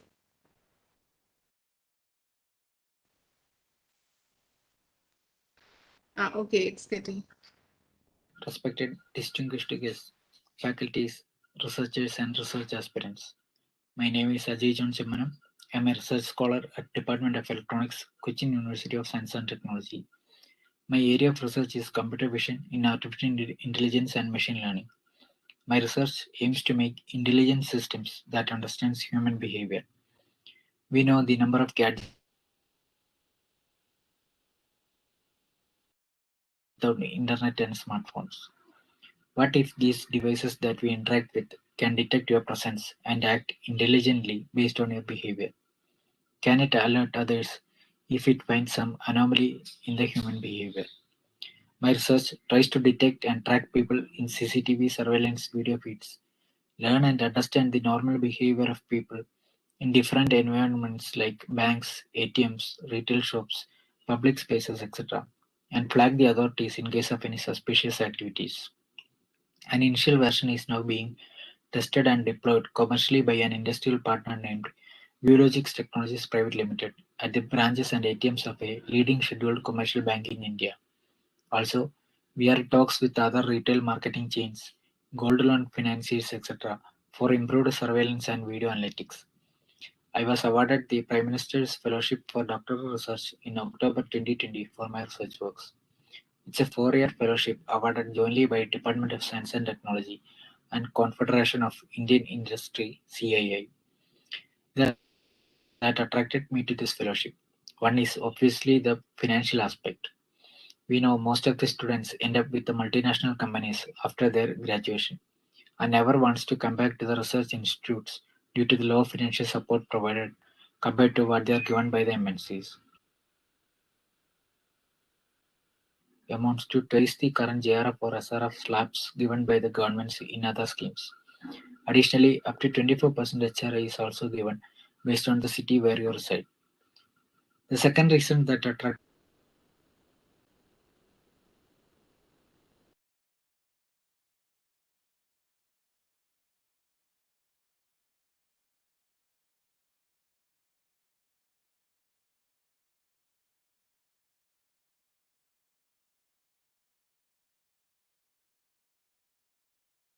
institutions, exploring the commercial aspects of the research through industry collaborations. The third reason is the industrial experience that we get during our research time. You might have seen reports saying that the graduates from academic institutions do not have the necessary qualifications or requirements set by the industry. Employees in industrial jobs often does not use what they studied during their graduation or post-graduation. This gap between the academics and industry is something that needs to be addressed with utmost priority. The industrial partnership provided by this fellowship scheme helps to work with the industry during our studies, familiarize the best practices and tools used by them. It also provides access to real-life data, get direct feedbacks from end users who is going to use our research outputs. I feel that these things truly distinguishes the PM fellowship from other fellowship schemes. There should be more such industrial, academic, and government collaborations for a more fruitful research community and achieve the dream of Atmanirbhar Bharat. Finally, let me conclude my words thanking the organizers, KCSTE and DST, for providing me a platform to share my experience with the fellow researchers and research aspirants. Thank you.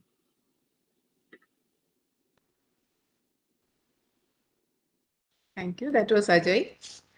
And we now have 3 Inspire awardees under the Manak scheme 2018-19. Let's listen to Anna Alfonsa Teresa from Kendriya Vidyalaya, Ernakulam first.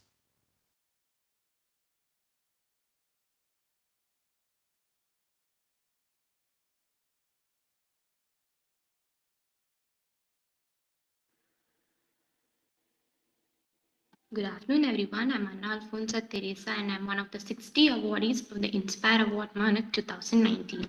This competition was held in a phased manner in which students from their respective clusters and regions were first selected, and on the later process, 60 best projects were selected at the national level, which was held at the IIT Delhi campus.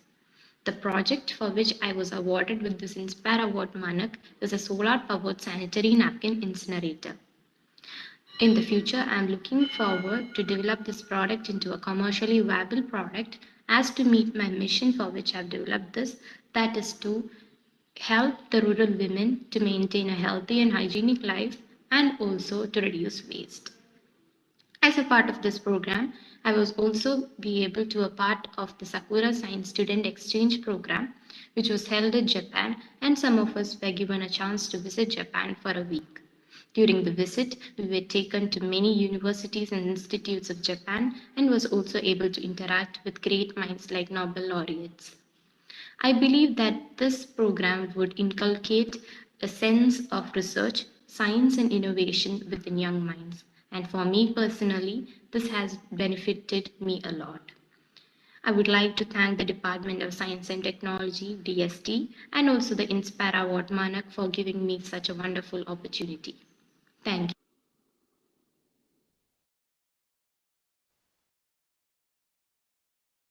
Let's listen to Anakha Vinod of GHS Meenangadi, yet another Inspire awardee.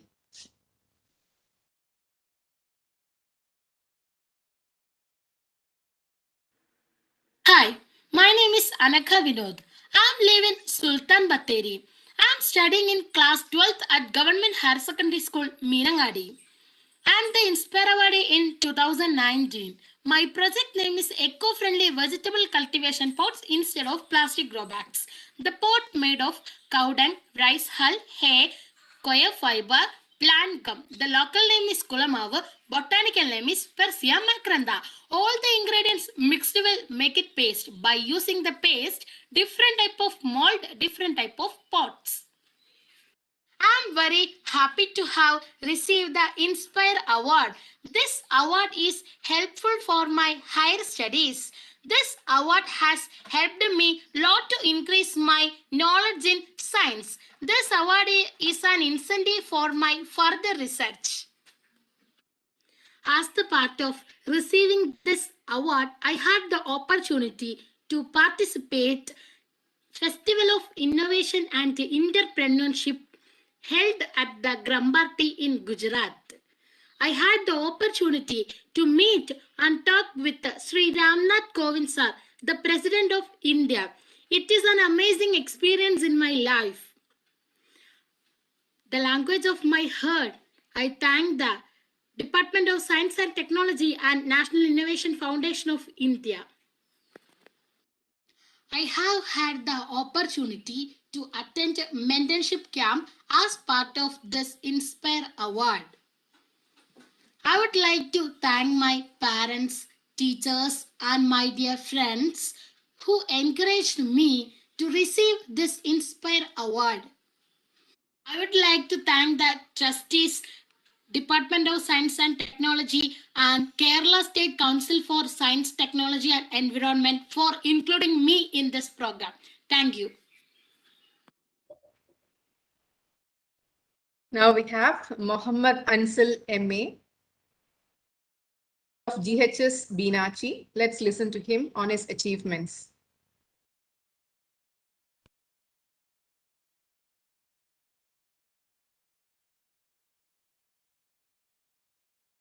Hi, my name is Mohammad Ansel. I am from Wayanad. I am studying in +2 at Government Technical Higher Secondary School, Sultan Batteri. I won National Inspire Award in the year 2019 at IIT Delhi. I also participated in the Festival of Innovation and Entrepreneurship in Gujarat.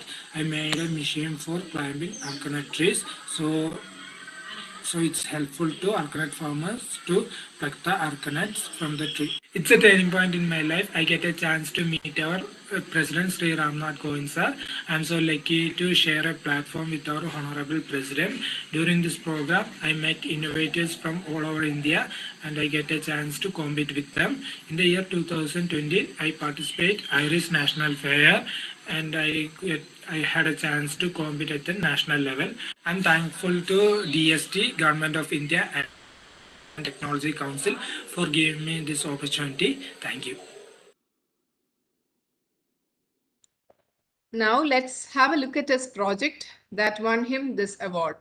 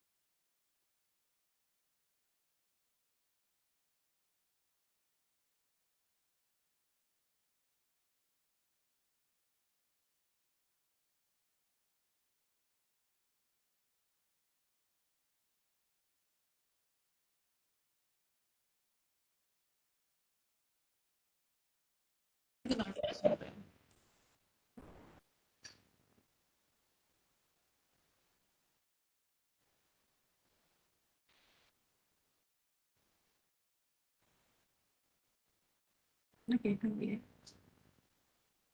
Sir, am I audible, sir? Yes. Yes. Okay. So now, thank you all for sharing your accomplishments and for being an inspiration to many.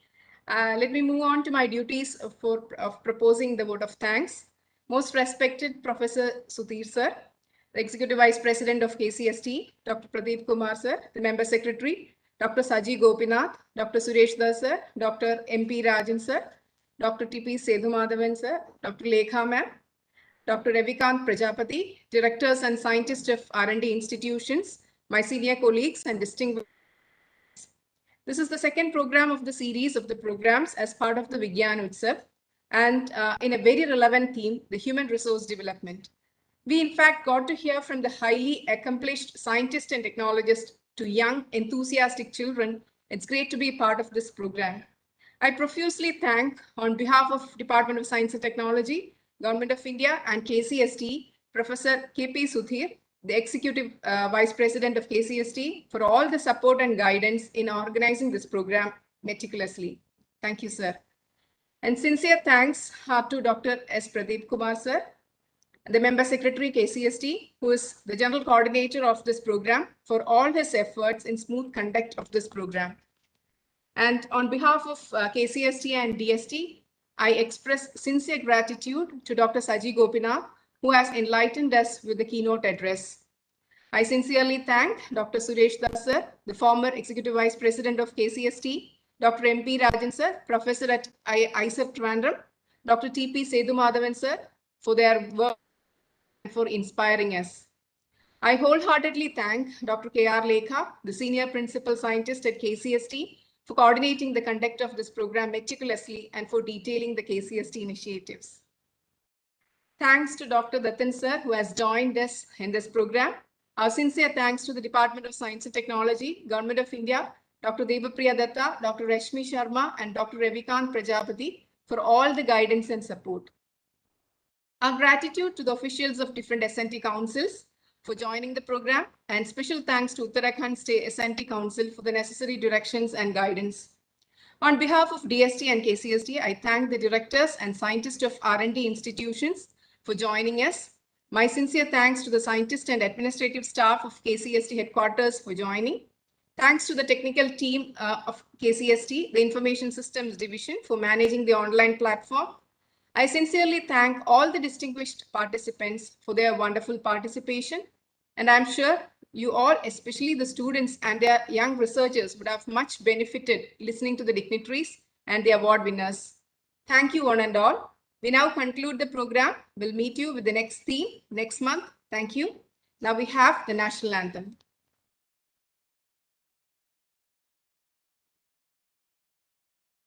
जनगण मन अधिनायक जय हे भारत भाग्य विधाता Punjab Sindh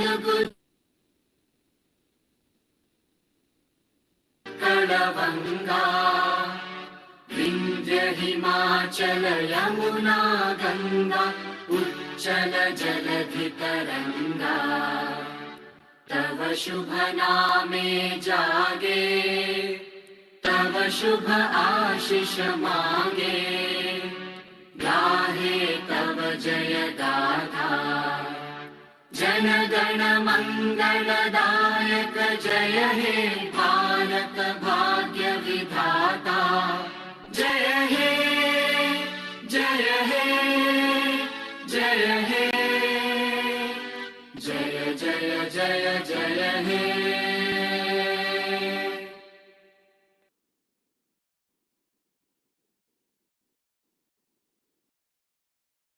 Okay, thank you. Thank you all once again.